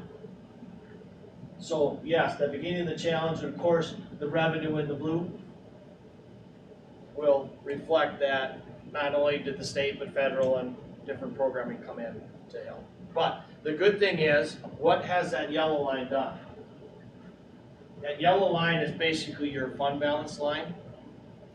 So that if you were to go back in the market and borrow, you're going to start to get rates that are commensurate with the rest of the state as far as what they can get rates. Your credit rating is coming back, folks. You should be proud of this. We aren't saying you should borrow right now. We are saying you should be proud of your credit rating because that impacts things like risk insurance. Different pieces. Simone get asked all the time, hey, what's your underlying rating? She has to put that in a form, that'll go through, and different things are assessed. You wouldn't even think about it on a daily basis, and why would that come up? But it's used as an indicator for different reasons. On this one, this next one, I enjoy this slide immensely. I know my colleagues do as well. Who pays your taxes? What's it made up of? Well, 24% commercial industrial in that gray donut on the left. The right-hand side is residential homestead, 47%. Small amount of personal property. And the one that you can really look at is that upper left. It's red on your computers. It looks like a little bit oranger on that screen from my angle. Residential non-homestead, 23%. What kind of town are you live in? Live in a college town. Okay, that really reflects that, hey, that's the equivalent of your homeowners that don't get to vote on an issue if it comes up. So, but it's people that don't live here that are paying your school taxes. So that's a good thing. Next. We have some fun with this one. Remember, I said most of our charts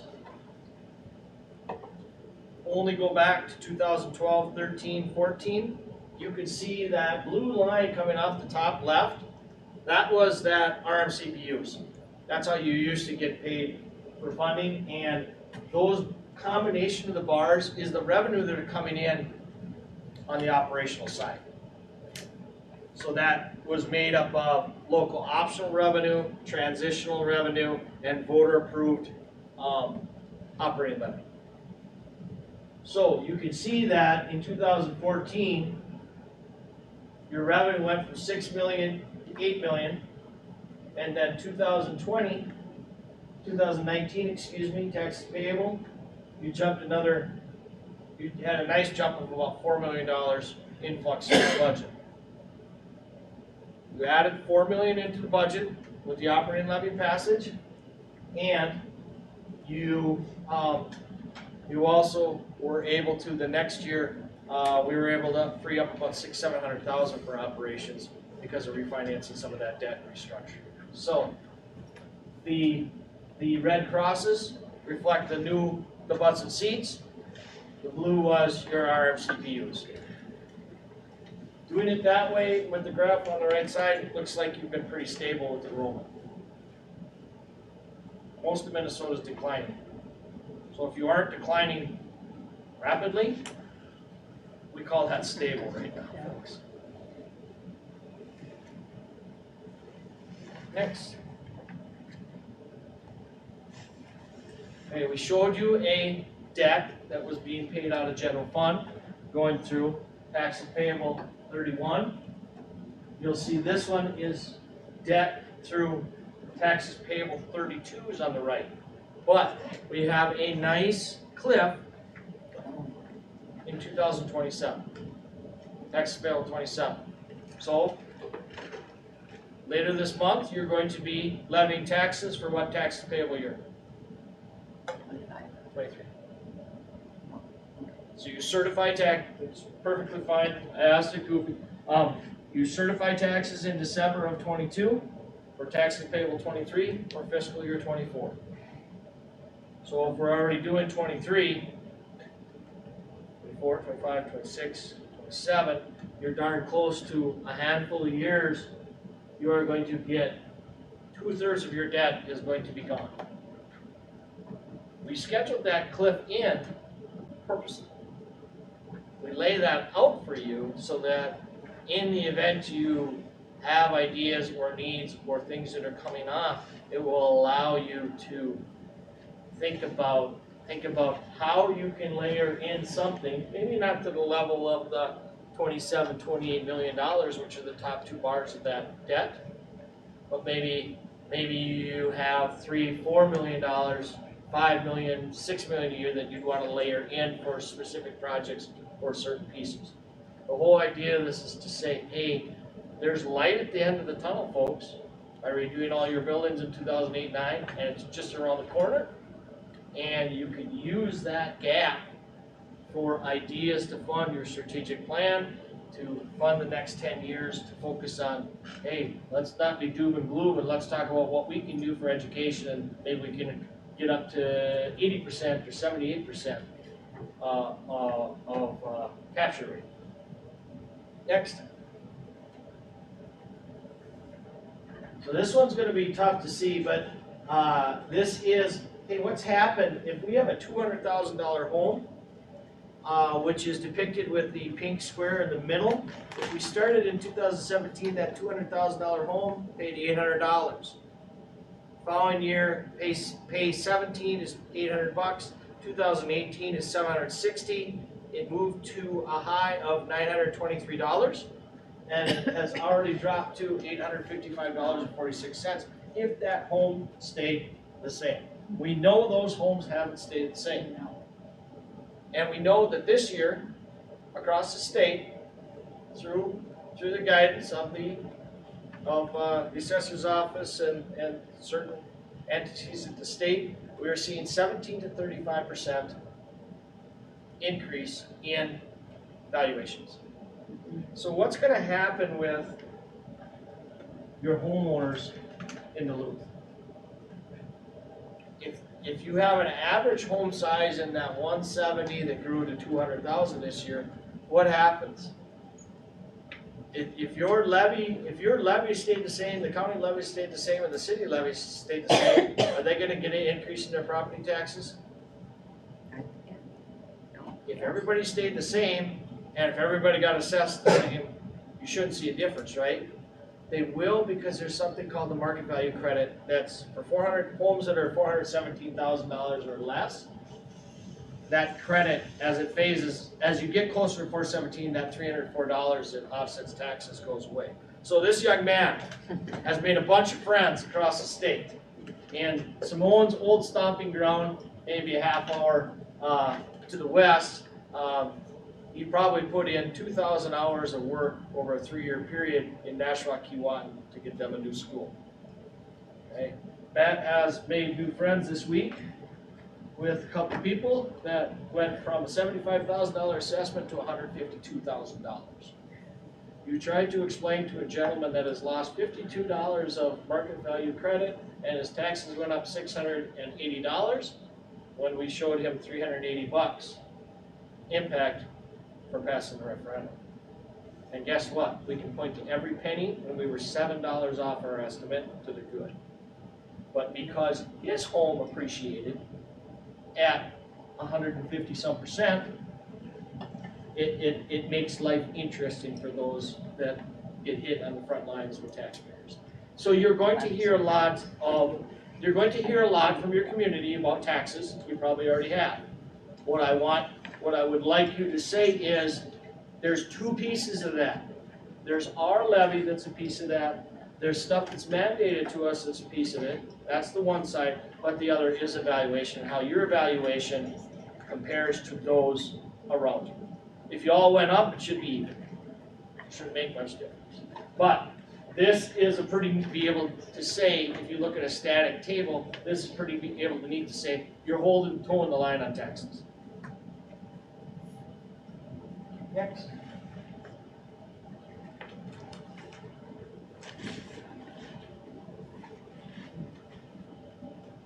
So, anytime you look in the middle of this slide, so operating levy history, I think we all know what an operating levy is. Operating levy is those dollars that the voters give you the opportunity to increase your general fund. So in this, you've had 3, 4, 5, 6, 7, looks like 8. If you see the ones, those are passes. So you've got about half success, half not successful when you've asked for operating levies. What I like about this is this gives you a condensed version as a resource to say, hey, who has voted? Are we in an odd year? Are we even year? Are we a presidential election? You have a resource here to say, okay, if we were to go to the voters, we probably want it, if you look at most of your ones, 13 was an odd year, and then 03. So you got about half that were done on odd years and half that are probably done on non-presidential elections that passed. But you're looking anywhere of convincing asking 18,000 people to pay attention to your request to 40-some thousand. So it's quite interesting. I'm sorry, say that again. Your voter totals, 44,000. One of your lowest ones was in 2013 where you had 18,000 people vote.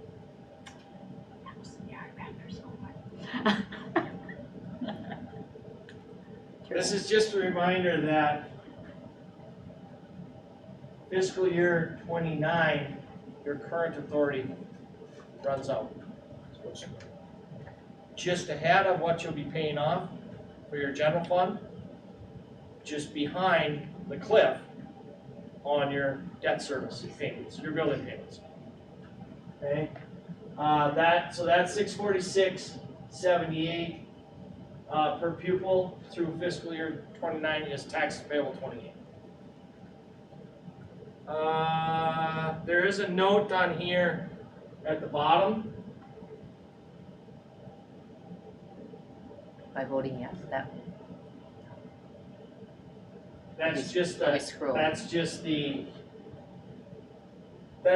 say the next available referendum date is November 7th, 2023, and usually that disclaimer states by voting on this, you will see a tax result in a tax I hate that increase. they have to put Whether that or in. not you are giving a true tax increase or not, you have to say it. I know. So that we just put that, we left that disclaimer in there just as a reminder. Now we come back to our comparisons on the next slide. And in that comparison group, once again, in the gray is the amount of voter approved, and in the blue for each of the districts is the students served according to the Minnesota report card. So you can see that your gray doesn't compare very much past the first 4 or 5 districts. I think the only one over there is wonderful St. Cloud, my Germanic heritage. says, we love our schools, but we don't wanna pay anything extra, we can get her done with what we get, Yeah, yeah. okay? And I went to college over there, so, What does the gray represent? the gray is the dollars of authority per pupil unit, That's the operating levels. so that is the Operating operating levy. So there's no operating levy in St. Cloud, St. Cloud. so, and very little in Spring Lake Park. Yeah, when you get over to that right-hand side, you get to that Roseville, the Burnsville side, you're up in the 1,700 to 2,000. Moorhead's interesting as well for another set of reasons. Correct. They're Moorhead's building a gonna, new Moorhead's hospital. gonna be, Moorhead has spent more of their dollars on school buildings and right-sizing their operations so that they can offer so they don't have to rely on an operating levy. And don't some of these districts that maximize the operating levy get the double bonus from the state or that kicks in on top of that? The LOR, the local optional revenue, or are you thinking the compensatory revenue? I'm not sure. I mean, I know that some of your wealthy districts will do that. They love their schools and they do support their schools because they maximize their operating levy and they get some extra money kicked in from the state. Equalization. Oh, Yeah. most of those districts, let's look at a Minnetonka school district, for instance. The way they maximize their money is they've, since 2008, we've been, had the ability to do their financial consulting. And their business manager, when he was recruited and came in, wanted to run Minnetonka schools like a business. So they draw students from 42 districts. Since 2008, we have added 3,800 kids, and we make $40,000 a classroom. And that $40,000 a classroom, they've never had a voter approved bond since 2008, and they have done 100 issues to enhance their facilities to create those opportunities for their 3,800 kids that are open enrolled, and 7,000 kids that are their resident population. They do not get, they get minute state aid. So they don't get a large support at all, as most of their levy will be borne on the backs of taxpayers. But yes, there is a, if we were to look at the revenue mix, the levy aid mix of the dollars that you came in, we could certainly, you would see that graphically, and we may get a different story. A lot of these districts are going to be districts that don't receive a lot of state aid.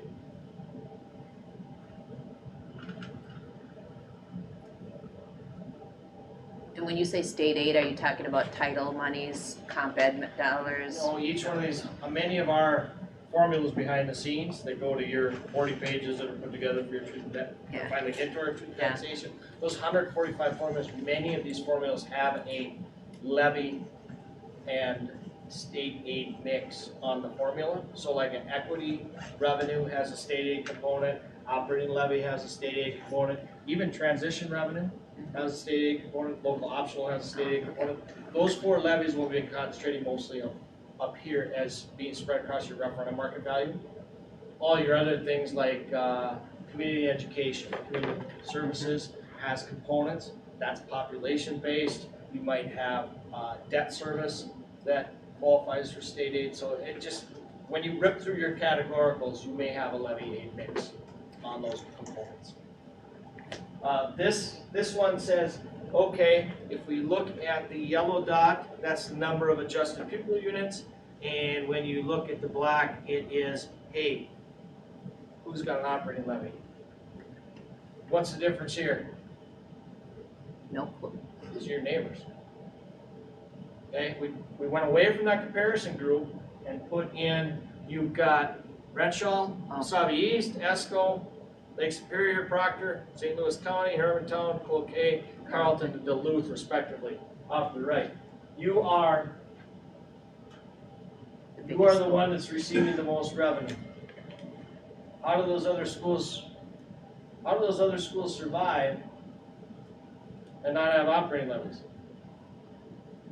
What did we just talk about? Minnetonka? 42 districts are giving open enrollees. You make $10,000 a student. So if you're sending out a couple thousand students, your neighbors are benefiting from what's going on with Duluth. So Jeff, this is an important slide for you. No matter what's going on in Duluth, you're helping the whole region. This next slide is put together in that we give Simone and the school district a model, and in that model, there's 2 input points. There's the homestead market value in the light shaded yellow. It says 200,000, and you can play with different options. So for every $115 you would raise per kid, that would bring you a new $1 million of revenue into your budget. So what that is saying is $115 will generate $1 million. You get no help from the state on this levy. Based on that, for every $1 million you raise, a $200,000 home, that tax increase would be $20 a year, or a $168 a month. If you had a $100,000 house, you divide it by 2, $10 impact. If you have a $400,000 house, $400 or $40. So, there also is a mechanism called capital projects revenue. So the operating levy has a specific impact on the referendum market value. So if you have, should I say this? If Matt has a $200,000 business, if Sam is a slumlord, $200,000 apartment, and I have a $200,000 house, for an operating levy, which we've just been talking about, we each have $200,000. If you raised by $115 per pupil unit, Matt, Mike, Sam all pay a $20 increase. Apartment, home, commercial, industrial property. Okay. If we were to pay debt on that, I pay the least. Yeah. Matt pays the most, Sam pays the second, is right in the middle. The idea is that referendum market value taxes all pay, there's no class rate attached. Okay. When you attach class rates, other than those 4 levies I talked about, local optional, operating transition, and equity, those 4 levies go on your referendum market value base. Everybody's taxed the same. Everything else, community ad, debt service, lease levy, long-term facility maintenance, all those levies, and this capital projects referendum, they're taxed on what we call a net tax capacity base. That's taxed, that's determined by class rates. So homestead residential is the lowest class rate, one of the lowest class rates. Commercial industrial is one of the highest. With that in mind, these capital project referendum, we're not going to go through this, but this is just a reminder what these dollars can be used for. And what many people use is capital project. So I'm going to give you a little history. In the 70s, this capital projects levy was known as the down payment levy, if it helps to remember that. So a group of people said, hey, we realize that we need a new school, we need to do something different, or we've combined, but can we take a few years to collect levy dollars out of citizenry so we don't have to borrow? Now, back then, tax exempt rates, well, I remember that when I had 3 aunt and uncles that all got mortgages in the 79 to 81 region. And the banks are charging them 22%. So tax exempt rates are probably 16, in that late 70s, early 80s were probably what, 16, 17%. So that's where that came from. It says, hey, can we collect some money so we don't have to borrow? This down payment levy is really turned into a capital projects levy. Capital projects levy is usually used to be able to inform your voters that, hey, if we request a certain dollar amount of money from you, we can use it on this batch of specific projects. If you use it for technology, specific technology needs, then you don't have to do a review and comment. If you want to fund buses, if you want to fund equipment, if you want to fund different components, if you want to fund salaries associated with tech, you wouldn't have to do a review and comment. If you wanted to expand that plan, you would have to do a review and comment and submit your 10 years of what you think you're going to spend your dollars on. That in mind, if we can go to, if you can go to the tax, perfect. So if you take that 200,000, how this is set up is for every $1 million of capital projects levy on that $200,000 home, it's $16. On that commercial industrial, it's $28. On those apartments, it's $22. So each one of those is laid out as the type of property on the left-hand side, and as you read over that, it's, hey, if we were to ask for $1 million, if we were to ask $4 million, $5 million, $6 million, or $7 million, what would that cost? So we just said, what was the cost for $1 million on an operating levy? $200,000. 10, $20. 20, yeah. Okay. This is $16. Okay, so you're transferring some of those taxes to your commercial industrial or your college apartments. Okay, so you get a little bit bigger bang for your buck, less on the people that are on the people that are living here that are paying taxes or sending kids. Now, is it a large dollar amount? No, it's about $4 difference. But keep in mind that an operating levy, you can put an inflationary factor in based on the CPI. We might say that's a dirty word in the last year in our industry. This one doesn't go up by the rate of inflation. This you're passing a true tax rate. So the tax rate stays at the same rate. So what happens if Duluth Community Schools, Duluth Public Schools, tax base continues to grow and flourish? If you have a frozen rate, you're collecting more dollars. That's why it's so nice for technology folks. So we've got a little district on the western suburb of the state that started out at $360,000 in 3 years. They're at $488,000 with the same rate, collecting it for technology. That pays for inflation, it keeps up, and it's a wonderful mechanism.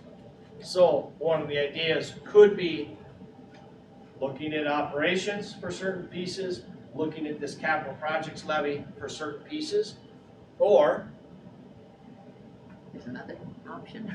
there's another option. Taxable technology bond. Okay, so if you're looking to earmark funds and you really would like to say, hey, let's push that to the gap. If you push that to the gap, a taxable technology bond might be the answer. So that if you were saying we have X amount of needs over the next 10 years, let's pay for that in year 5, 6, 7, and 8. That would be really appropriate to get it all paid off so that we can get with the public, that we can continue to refurbish, recycle, get new on a technology plan, so that it's a rotating on a 3 to 4 year basis, that you're rotating all your stock through the system. So why do we do it taxable? Because when you borrow tax exempt, you have to spend those dollars within 3 years. Well, if you're doing a 10-year plan, we don't want to spend all your money in 3 years and leave you with old equipment in year 3 through 7, or 3 through 10. So, basically, districts' needs, wants, and ideas, that come through? Graphics have to come through this one. Okay, that's fine. That graphic in the personnel component and technology component that's not showing up is on your handout. So basically, previously, personnel Okay. and technology are two main needs for operations. So in this, and I don't know, is it showing up on your computer? Have you loaded it? Yeah, it's not on there. No, because you gave her a PDF? No, PowerPoint. Oh, the PowerPoint didn't pick it up either? All right. Thank you. So what we've got is previously funded with ESSER dollars, retain those personnel and integral to continue delivering the necessary services. We said, okay, who have we funded in these 2-3 years? Folks, does your public know that we don't have the funds available in fiscal year 25?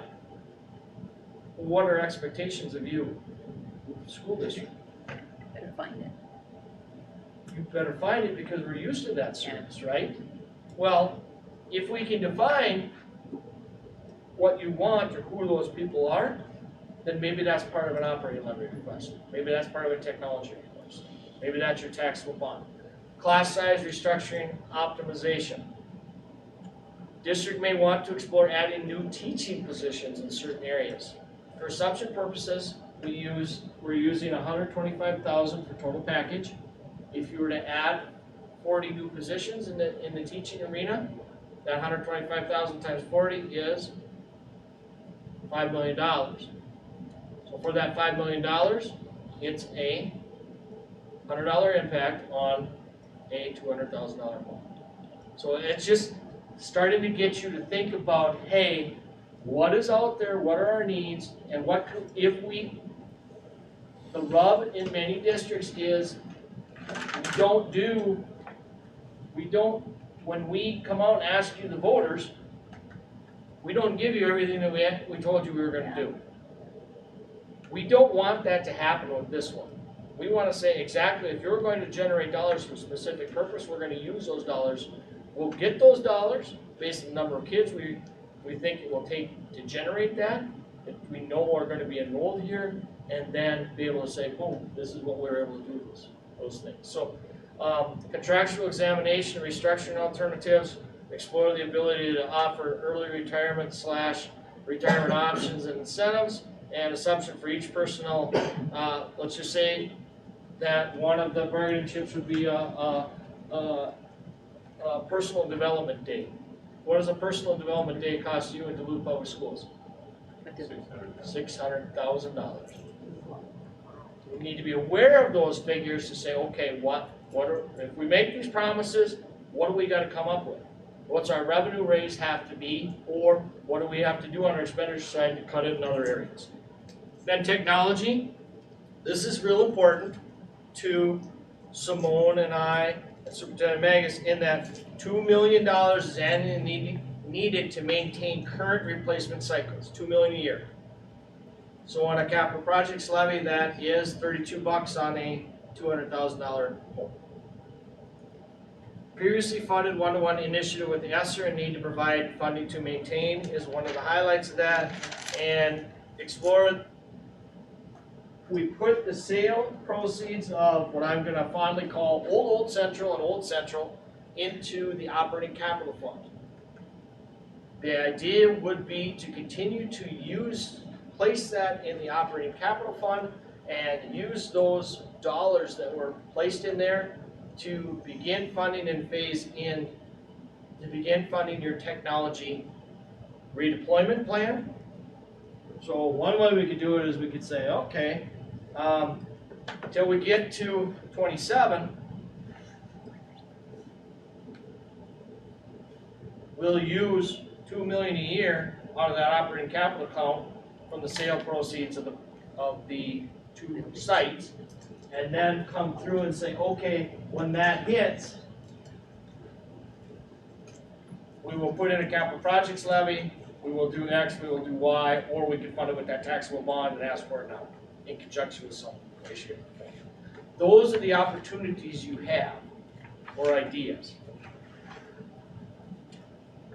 Go ahead.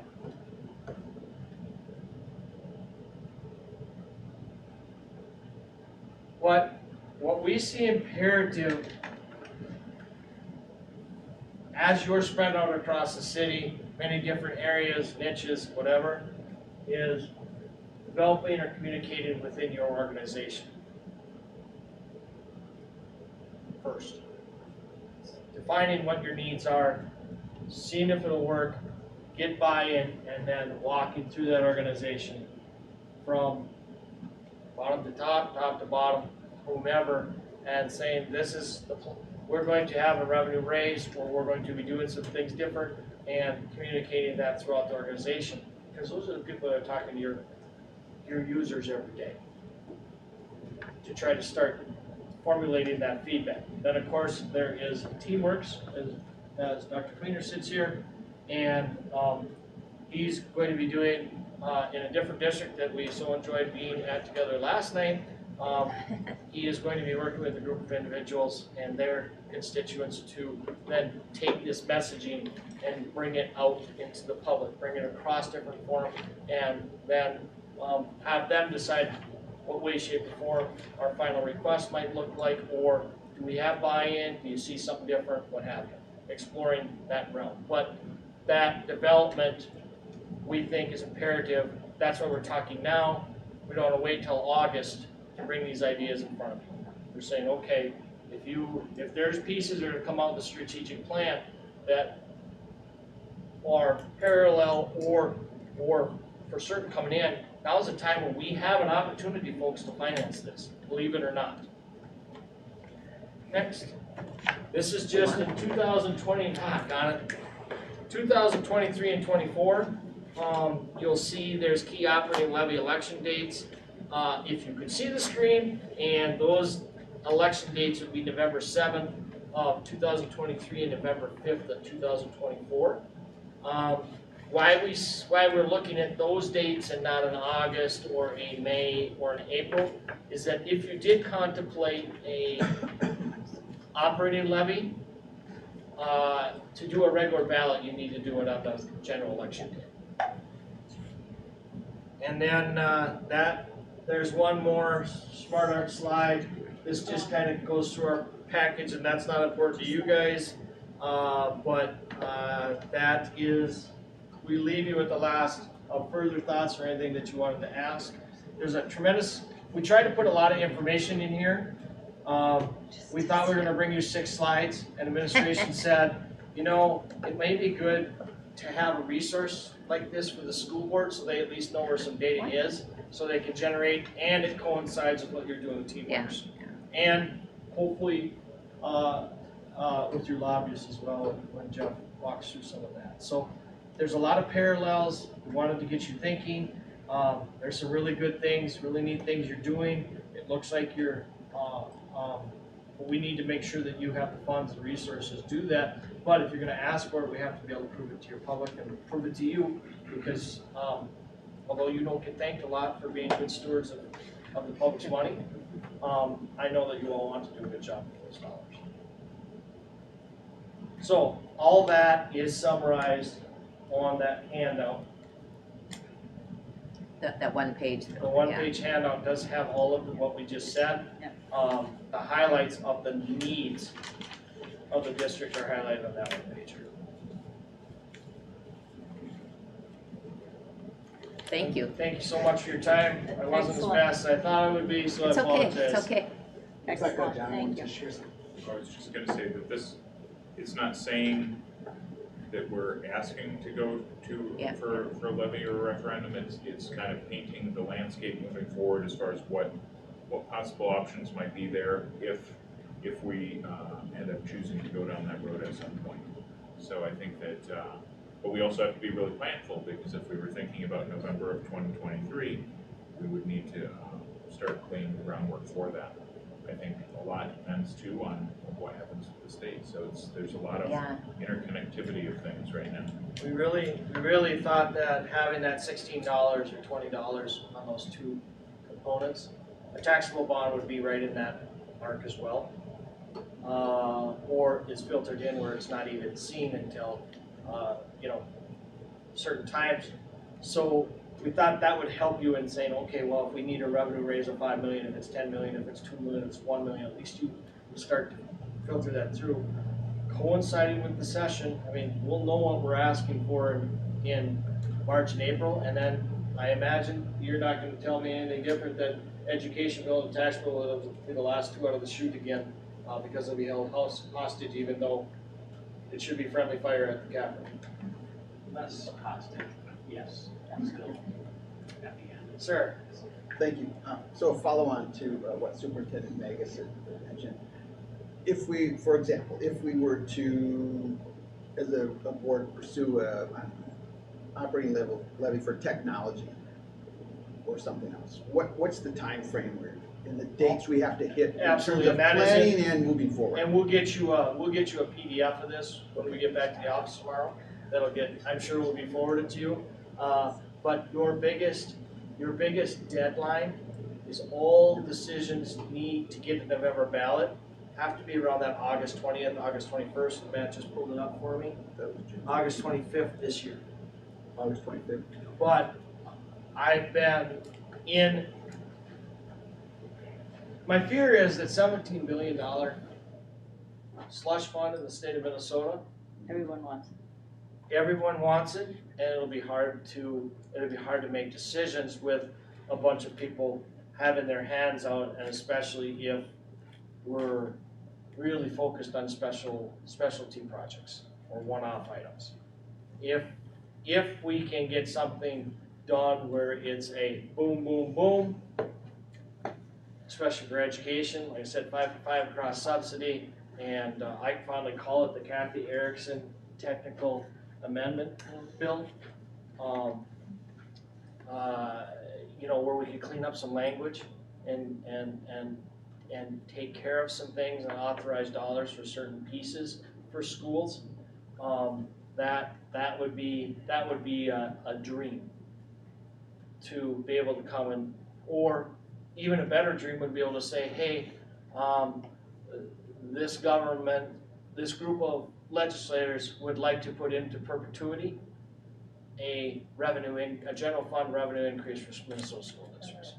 So if it was, we're gonna just say it's gonna be 2% in perpetuity, and that's the way it's gonna be, so they'll give bargaining groups down the road, hey, we've got a goal, this is what we're gonna get for education coming down.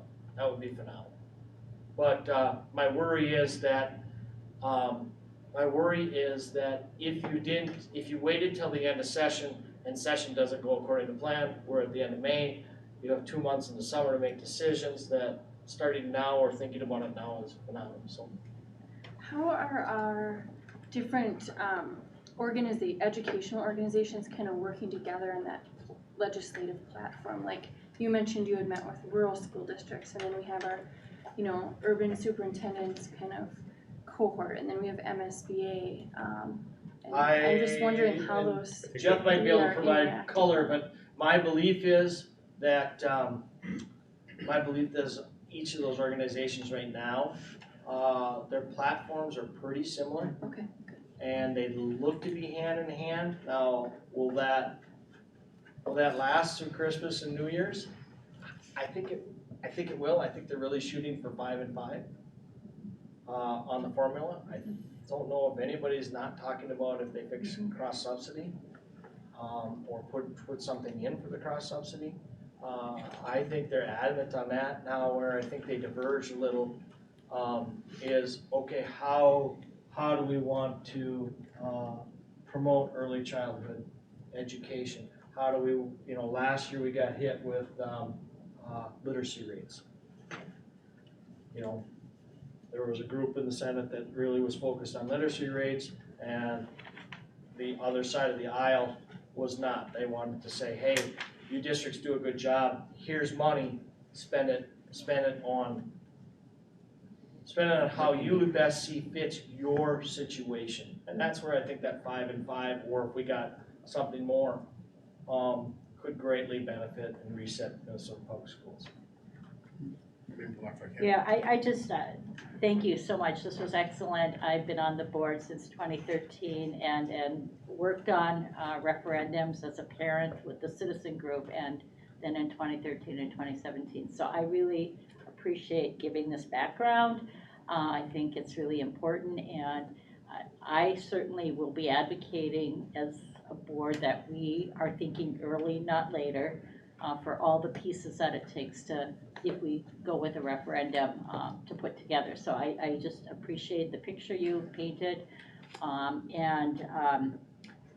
feel my head is wrapped around this a lot because I was also at our School Board Association Delegate Assembly helping to create our legislative platform this weekend. So we talked a lot about a lot of the same stuff, and as well as legislative specific agendas. So working together, I think many people see that, many of the organizations see that, and are planning to do that around some of those key issues like cross subsidy and the formula.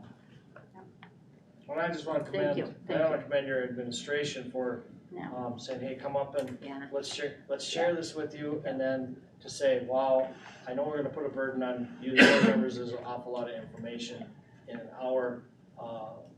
But I want to commend them to get this process started early because it's pretty neat to go parallel with what Dr. Queener's group is doing with you guys, so thank you. We want to thank you for all the work. I just, I wasn't expecting a 28 page PowerPoint, but the detail and the history and the data is gonna set a pace for us too. And you did that for us, and we're not trying to find out You for ourselves. only but- have so many hours in the Yeah. day that you get, I mean, you bump into a person at the local store, you Yeah. bump in, I'm sure you're gonna be at various holiday parties, and some of this stuff, the goal is some of this, one or two of the things that we said here might stick. When you get challenged with somebody, you say, there's this old part that worked with school districts for 33 years, since he was a sophomore in college, and he talked about that, and I know that answer. Yeah. So hopefully something will be like that, but thank you so much. excellent. And I appreciate you giving us the timeline because it does connect directly with our strategic planning timeline and puts a little bit more emphasis and urgency on getting that completed so that we can do a good job of identifying some of our biggest needs as we try to reimagine schools for our students and what the Operation Referendum could do for us. We've been talking about, all those conversations. We know we're looking at middle school and high school and even elementary school scheduling options that meet the needs of our kids. Well, those things come with a price tag. We've been talking about how to make sure we have systems and supports for kids for interventions and to meet their social emotional needs. So all of these things are Part and parcel to us being successful and changing the outcomes for our kids. And so the time is going to be really important because November is going to be here like that, and we're going to have to work through a lot of things as a district to identify what are the things that we would pursue as a part of a referendum. You bring up that we talked a lot in depth on the art curriculum. Yeah. And how we can figure that out. Well, Dr. Queener and I were at a district in central Minnesota called GFW who came out of SOD within 2 years, statutory operating debt. They had a 12% negative fund balance and we're at 12% in 2 years. They added 100 new opportunities for students in various methods. The biggest thing in a rural agrarian economy, what do you think the kids are most interested in right now? Art. But it's not art what I had. I'm not gonna date you all at the table, but I think you're kind of in the same position. Art for them is they're taking a mechanical piece in there or a computer and they're making marketing material. They're actually making Christmas presents. They're actually making product that's being sold across the nation. They're training, they're looking at art in farming areas and creating art, on tops of buildings. It's associated with Yeah. art, but there's so many components in it. So I'll leave you with this. My father was, what I was told by his colleagues as I came into this industry, was a phenomenal superintendent. And my father looked at me he said, what do you want to do when you go to college? I said, well, I want to go to college and become a teacher and a superintendent just like you, Dad. He said, well, why don't you try something else? He said, do you know that 30 to 40% of the jobs that you may have access to in your future haven't been created yet? That's the sort of stuff that you have to sell to this day and age where people aren't listening, you don't have the opportunity to communicate. So we don't know what's next, we don't know what's out there, but if you can develop the imagination in students that can handle that, you've done your job. So thank you. John, did you want to close this out? I just want to say thank you for the preparation. We've had multiple meetings and multiple conversations on this, and just wanted to lay things out for the board. We also, one of our 4 directions that we have at this point is fiscal transparency, and that was also something that the board discussed as one of my professional goals for the year. So really, it's about work that Simone's doing, it's about work that we're doing with Baird and others, but laying things out for the board and for the public, so that people are able to listen in and hear about what we need. And really, when we think about what our current I mentioned that it was only a week ago when we had our World's Best Workforce Plan. That was our laying out of what was our current reality. Where were we, and what were the things that we need to do to change? The strategic plan lays out the roadmap forward, and we know that we're going to need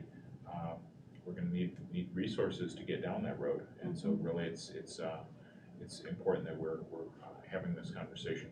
As we transition to Jeff Anderson, I'm wondering if we want to take just a quick 5-minute break, or if we want to keep going. Just wondering. Thank you. What are your needs? Thanks, everyone. I'm okay unless Jeff's gonna go for 2 hours. Yeah. And thank you, Jim. So, You have to go, yeah. Yeah. So will we keep going? Yep, we're gonna keep Okay, going. we're gonna keep going. So our next, Thank you. appreciate it. Our next presentation will be given by Jeff Anderson. He will provide a district legislature update or platform.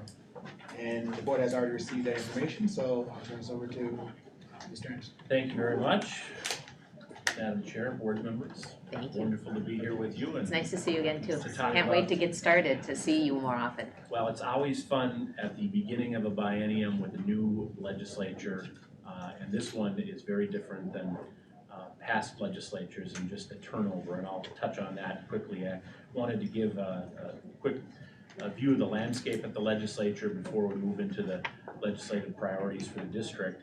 And I wanted to start by just acknowledging the fact that over the course of the last session, we've just had wonderful partners in Representatives Mary Murphy, Liz Olson, Jen Schultz, Senator McEwen, and Senator Bach, part of his district, also a very small part of his district is part of the Duluth school district. So we've had great partners whose doors are always open, and they never hesitate to carry legislation for us or advocate on behalf of the district.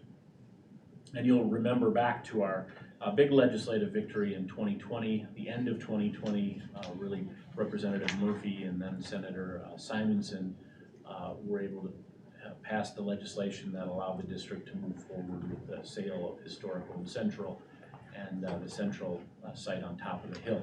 So that was a state legislative action that allowed the school board and the district to move forward with that. Without that legislative change, none of that would have been able to happen. So 2022 was a disappointing year at the legislature, in my opinion, as not a lot got done. And we had a record budget surplus at the time, that $9 billion and $12 billion mark during the legislative session. And everything fell apart at the end as we got to May. There was a sticking point over education. That was one of the biggest stumbling blocks at the legislature. What to do with some of that excess surplus, how to invest it, and the DFL and the Republicans, DFL in control of the House, Republicans in control of the Senate, couldn't come to an agreement on education in particular. So that, along with bonding, a tax bill, all of that failed at the end of the session. Part of the dynamic there also was election year politics. It was a competitive election year, and historically, when you look at how the elections unfold in a midterm the president, his party suffers at the polls. And so Republicans in the House and Republicans in the Minnesota Senate thought it was going to be a red wave, and they thought they were going to have that surplus and decide what they wanted to do with it without necessarily having the House DFL majority to contend with. It obviously, as you know, didn't work out that way. Governor Walz was reelected.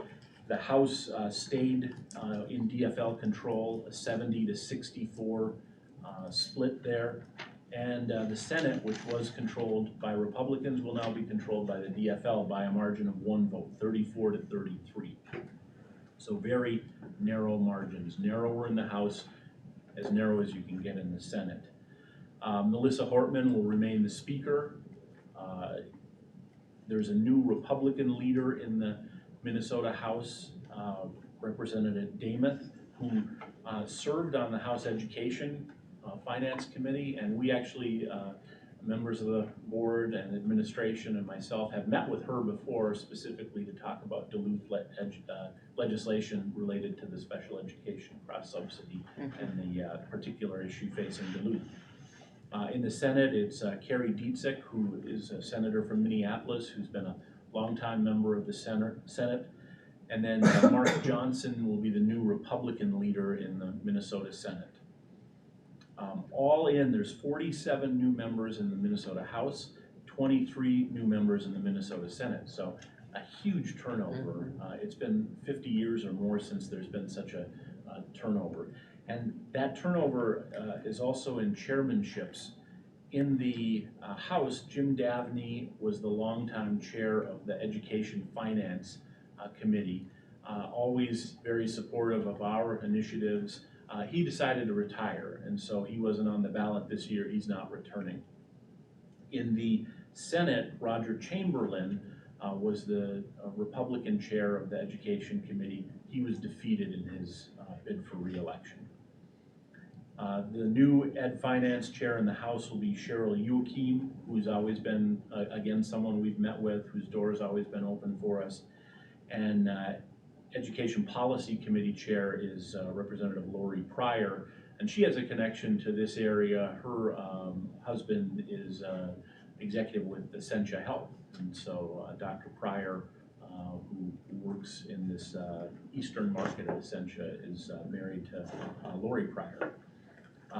In the Senate, Mary Kunish is the Education Finance Chair, and Steve Seawood, I can never pronounce his last name correctly, Seawodzinski is the Ed Policy Chair, and he has a connection to Duluth too. He was born and raised and graduated high school in Superior, so he is very close to Duluth and has always been a great partner to be able to meet and work with.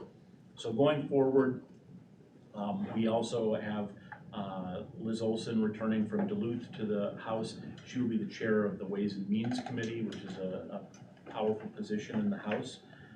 Senator McEwen, they haven't announced the committee assignments yet in the Senate. Representative-elect Alicia Kozlowski from Eastern Duluth. Senator-elect Grant Hoschild, who is replacing Senator Tom Bach. So again, one precinct from the city of Duluth is in that Senate district, so he does represent some of the Duluth district. And then in Hermantown, Natalie Zalesnikar defeated Representative Mary Murphy. So we have some new members of the delegation who I'll be working with and already have been working with to educate and bring up to speed on our past legislative efforts and likely the efforts going forward. So the draft legislative priorities you have in front of you, I think of it in two different ways. First of all, the large, more broad statewide priorities we have, such as increasing the formula, such as the special education cross-subsidy. Those are the top two priorities of just about every education group out there in the state right now. And so it's great that we have these on our list of priorities specific for our legislators so that they know, of course, that this is very important to Duluth.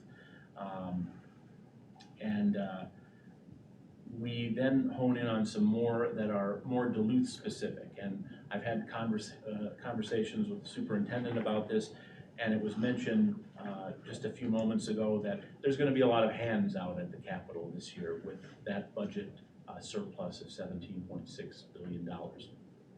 We have been, for the last 2 legislative sessions, asking the legislature in the state of Minnesota to help make the district whole in some way because of that special education issue back in 2016.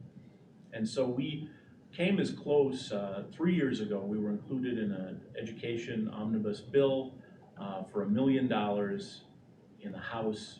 We did not get the support in the Senate. In this last session, of course, nothing moved forward, so we were not included in anything there. I think it would be, we should be at the table again this year with the fact that the state is in the position it's in, that education is a priority by the legislative leaders and the governor. I think for us to be able to make that case again, when the legislature is looking for ways to spend money one time, rather than having ongoing sustaining investments, this is a good case for us to make that this will really help the Duluth district again, replenish reserves, makes the district whole, corrects something, an unintended issue from 2016. So you'll note that that is on here just as it has been in the past. The second is special education cross subsidy tied in with that one-time appropriation. This is going to be a larger discussion at the legislature, and I know that the legislature will be asking the district to weigh in. They will be asking for the superintendent to testify. I can see that happening already because this cross-subsidy, special education cross-subsidy and the underfunding had such an impact on this district. Something else that's a positive note for the district that did make it into the bipartisan tax bill last year was the construction sales tax exemption. That was bundled up with several schools, including Ely and Rock Ridge, that have construction projects going on right now, like the Duluth district. And those were all included in the bill and agreed upon by Democrats and Republicans. To the Duluth district, it would be a rebate of approximately $400,000 to $500,000 on sales tax that the contractors have had to pay for construction material. This is something that we can get reintroduced, and I think we will find support again this year. And they do have to pass a tax bill this year. Last year they didn't. State government, they pass a 2-year budget, and so in that second year, if they don't pass a tax bill or any spending bills, it's okay because government continues to be funded from the bill that they passed in the first year of the biennium. We're coming into that first year now in 2023, so they have to pass that tax bill. They have to pass spending bills in order to keep state government running. If we bring this forward on our legislative platform, I know it says we're looking at exemption for Duluth Public Schools because of our district service building, but would the rest of the state with the Rock Ridge, or I know Moorhead is building, would they all benefit then from that, or are we asking specifically in our platform just for Duluth?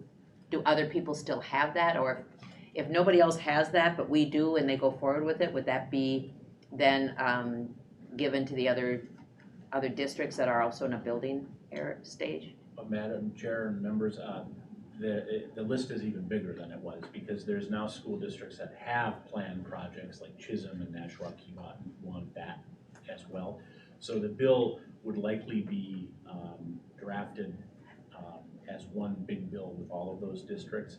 And then the tax bill itself, they may just create general language that then would apply to all districts in the state. So there's a couple different ways to go, but the bill we would introduce, I would ask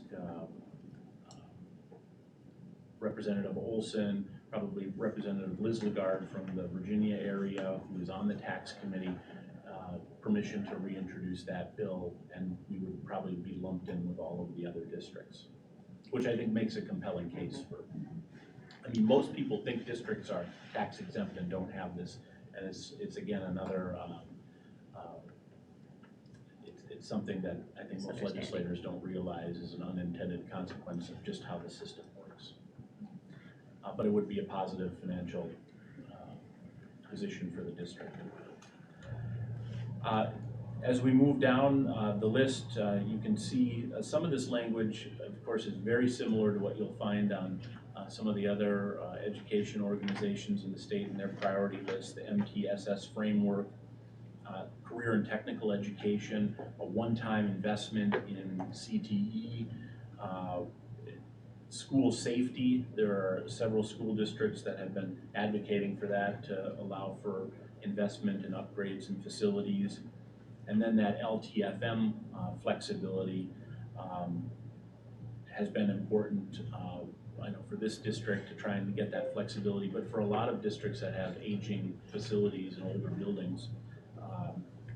And then finally, the last two, the operating levy renewal language. And then the final, we had some side meetings on, the special meetings on last year to discuss opportunities for solar. And now with the federal dollars that will be available for electric vehicle charging stations, there's going to be a big conversation at the state around those and solar and how those can be tied into school districts.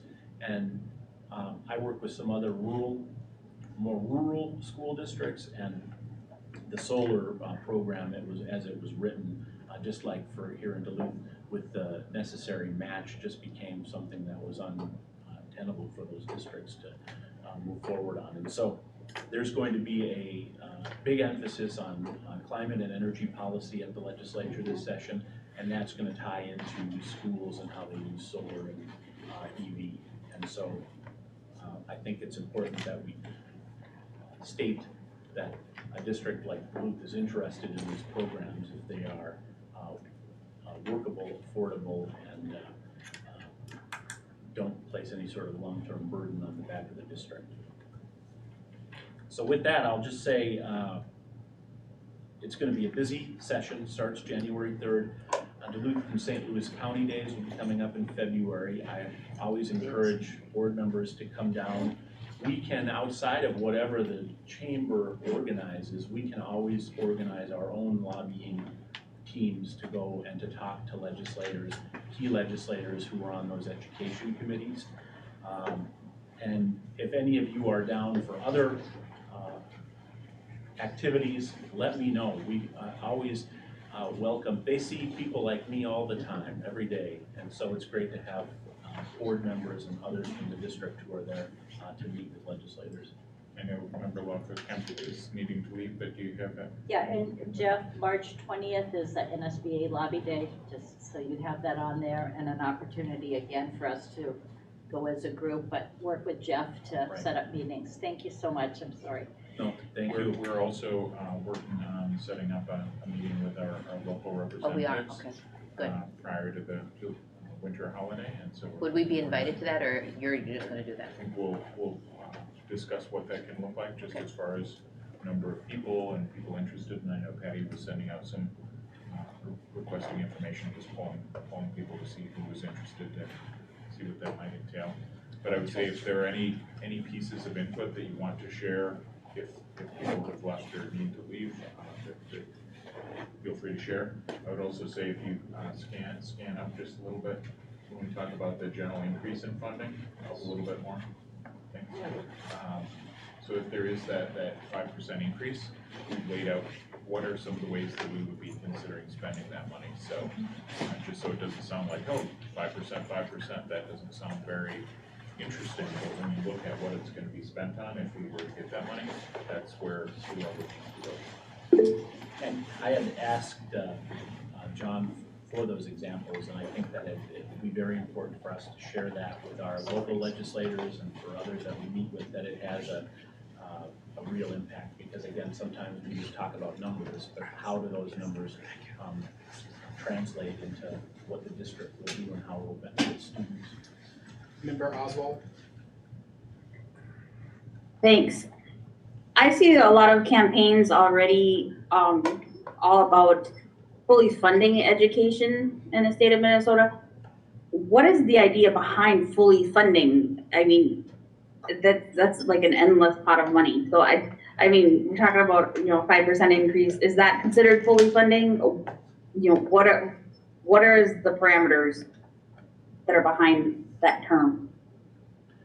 So, Member Oswald, I would say yes, that I think right now, the terminology is directed at the 5% increase, looking at that. And they're also talking about the fully funding of special education cross-subsidy. Obviously, the special education component so much relies on the federal government, which has not met its funding obligations. And so I think it's thrown around pretty easily out there that we're gonna fully fund education. But it's different, I think, for every district around the state, what that actually translates to and means. What I could tell you, if somebody asked me to look into my lobbyist crystal ball, and I think it's gonna be a good year for education. I think the political realities involved with the surplus and all of the competing interests out there, nobody's gonna get everything that they want, but I think that when you listen to what the governor has said and legislative leadership, education is right there at the top of the list. So I think that a year from now, funding and partnerships from the state of Minnesota will be better than they are today. We'll be in a better place in terms of school finance and funding from the legislature.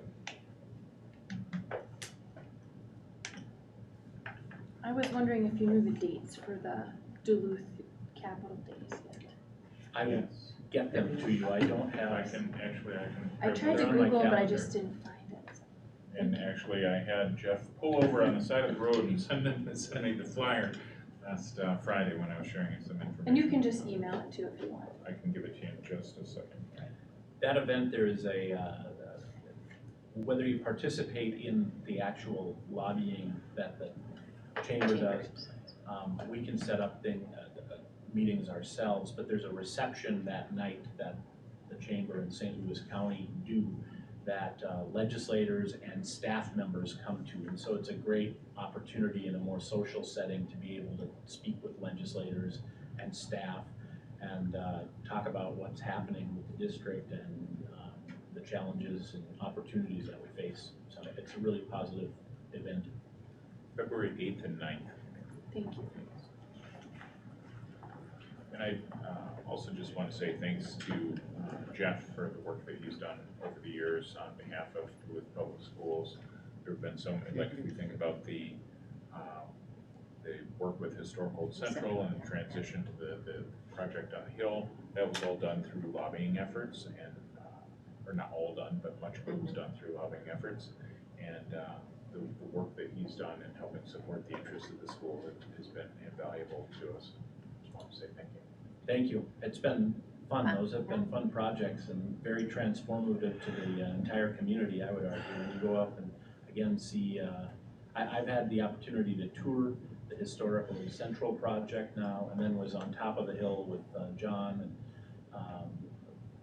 the transformation up there, and it's pretty remarkable. I drive by the Second Street building, and sometimes the lights are on and you can see all the steel girders and all the, just all the work being done in there, or you see the rubble around the outside of the building. It's like, oh my gosh, it'll be a sight. Well, and at a time when workforce housing is in such demand and is such a priority in this community and in every community, having 120 units of housing coming online, I think would be very valuable to organizations, businesses in downtown. Also increases our tax base for. That's right. We appreciate it.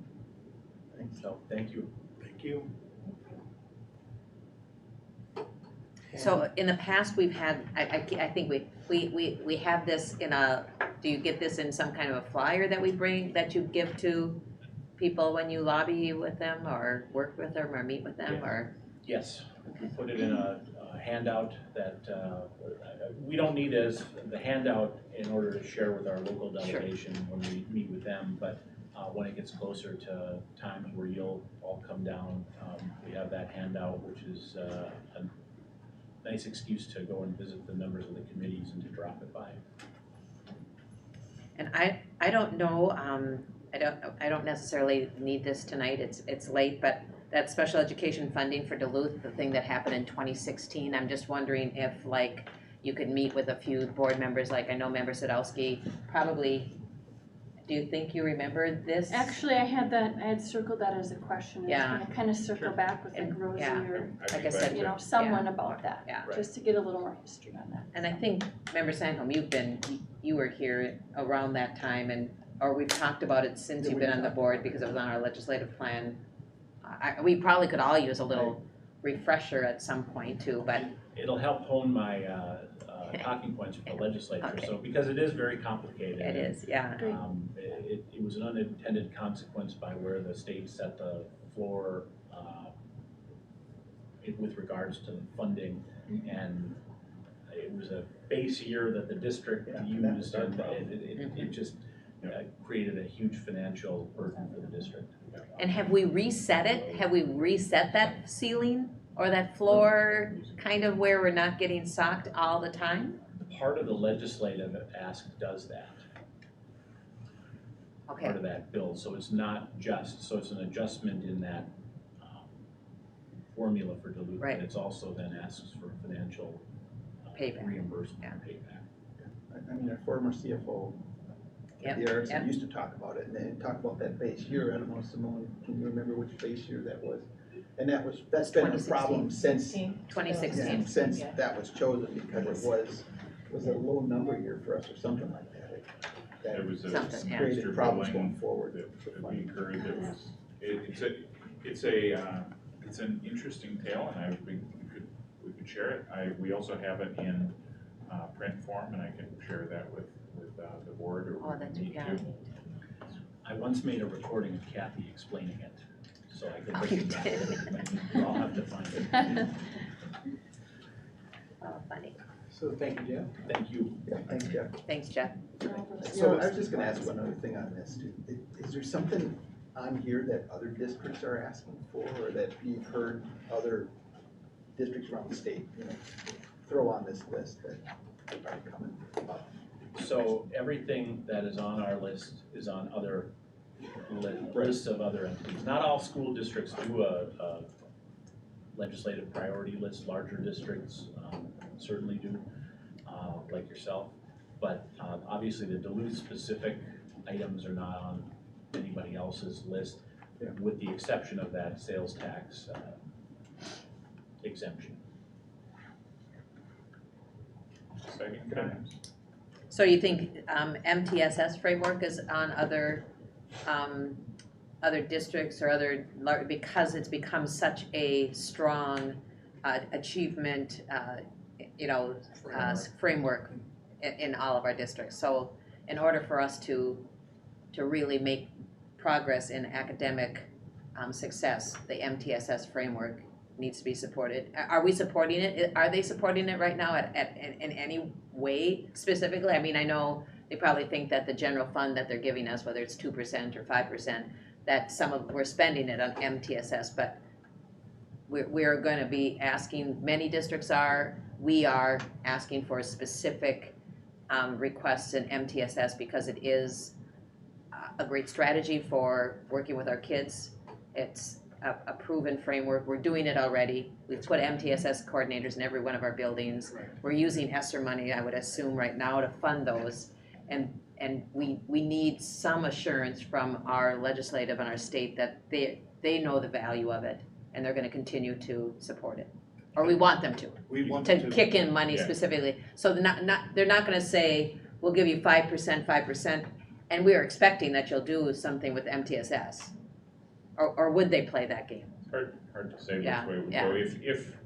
If they didn't specifically fund it, that would be definitely something that we would have as a bulleted point under the 5 and 5 Yeah, different okay, bullets. yeah. But you I got answered the question very succinctly, because that basically we're using our ESSER funds right now. Our ESSER fund so we're using MTSS, you could think of as the main universal curriculum, and then what are the safety nets underneath for behavior and academics when kids are falling through the cracks. Right now, a lot of what we're using to support that is one-time ESSER money. It's gonna go away soon. So if we don't have any safety nets, that's gonna be problematic for us. So it's important that we secure that funding one way or the other, or we would need to reprioritize the resources that we do have. If we didn't have a levy, we didn't have a referendum, we didn't have state support, we run out of ESSER money, we would still need to reprioritize some of our resources towards that because it's essential for our kids.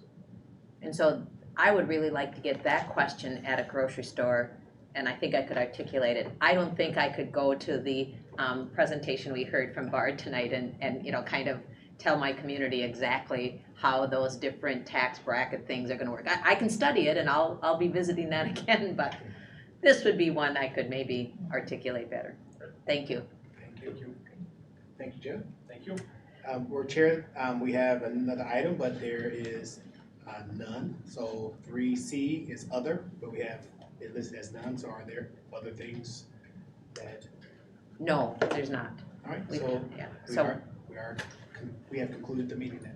We're adjourned. We're adjourned. Thank you. Yeah, thank you. Thank you. Thank you. Thanks, everyone. Thanks, everyone. thanks, Member Oswald. It's good to Thanks, Member see you.